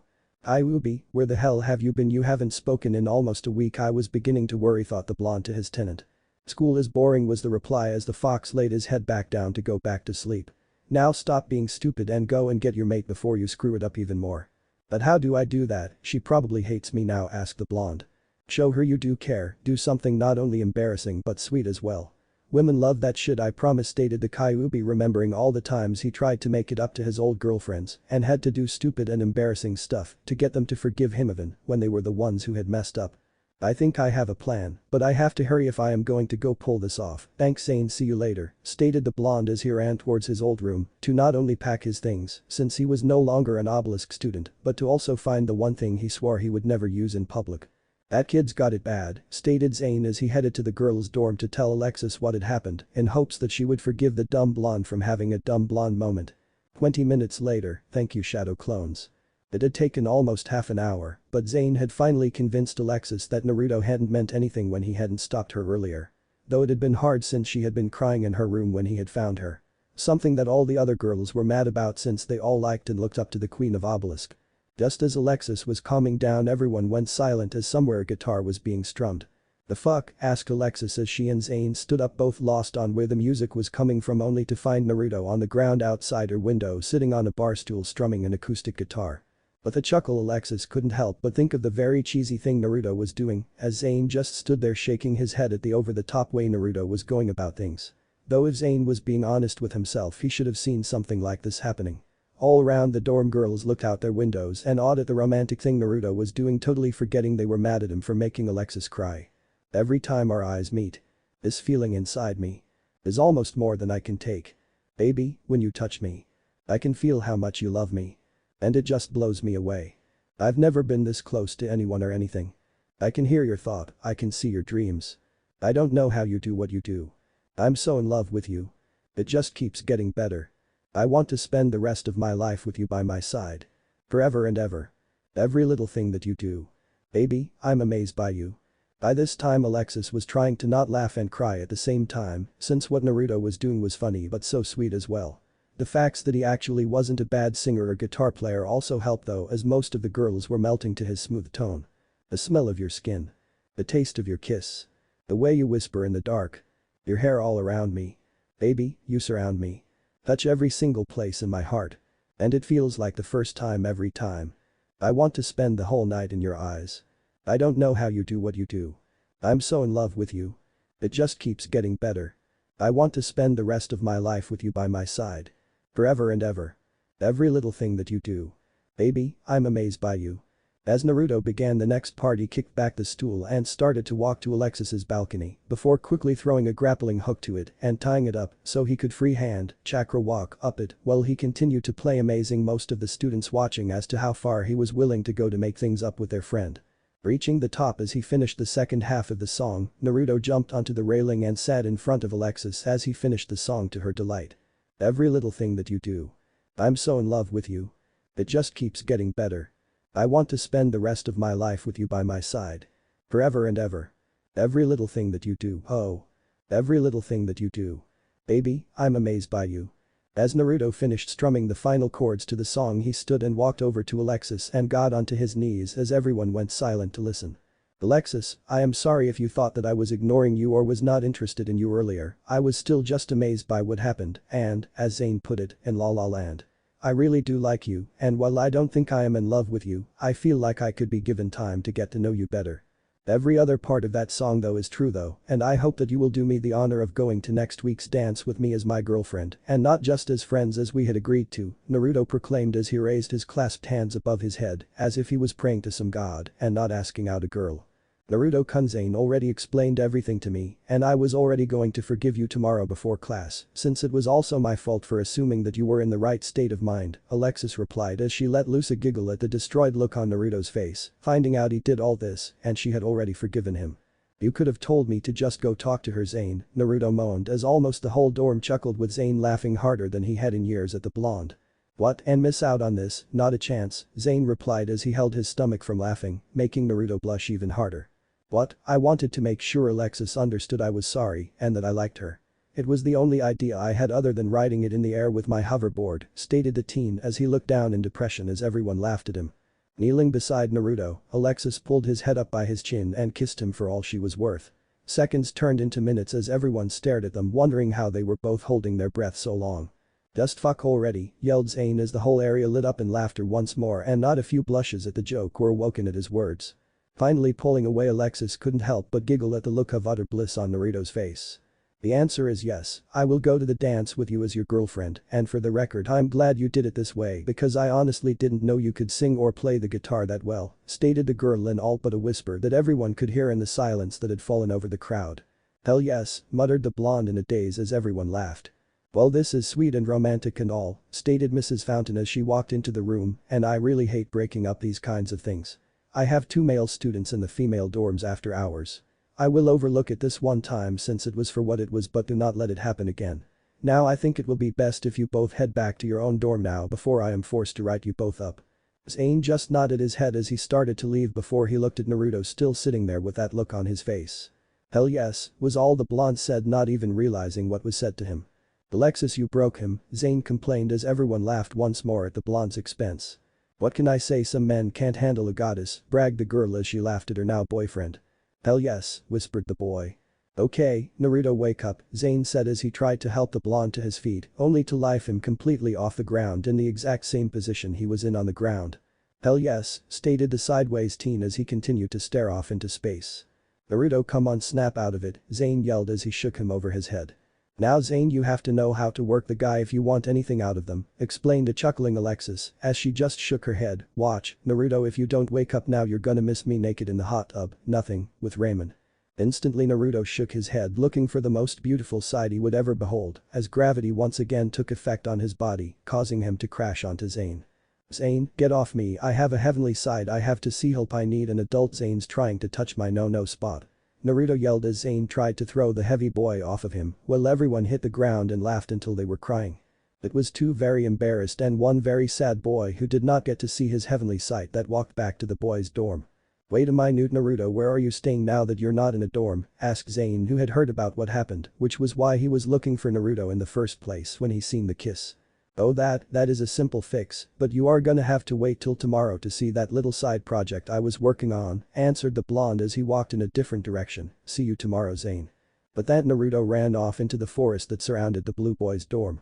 Kid, you don't know what you just signed up for with that girl, laughed the older teen as he walked into the dorm to head to bed. What if Naruto x Alexis Yugioh GX end here, and thanks for watching my video till the end.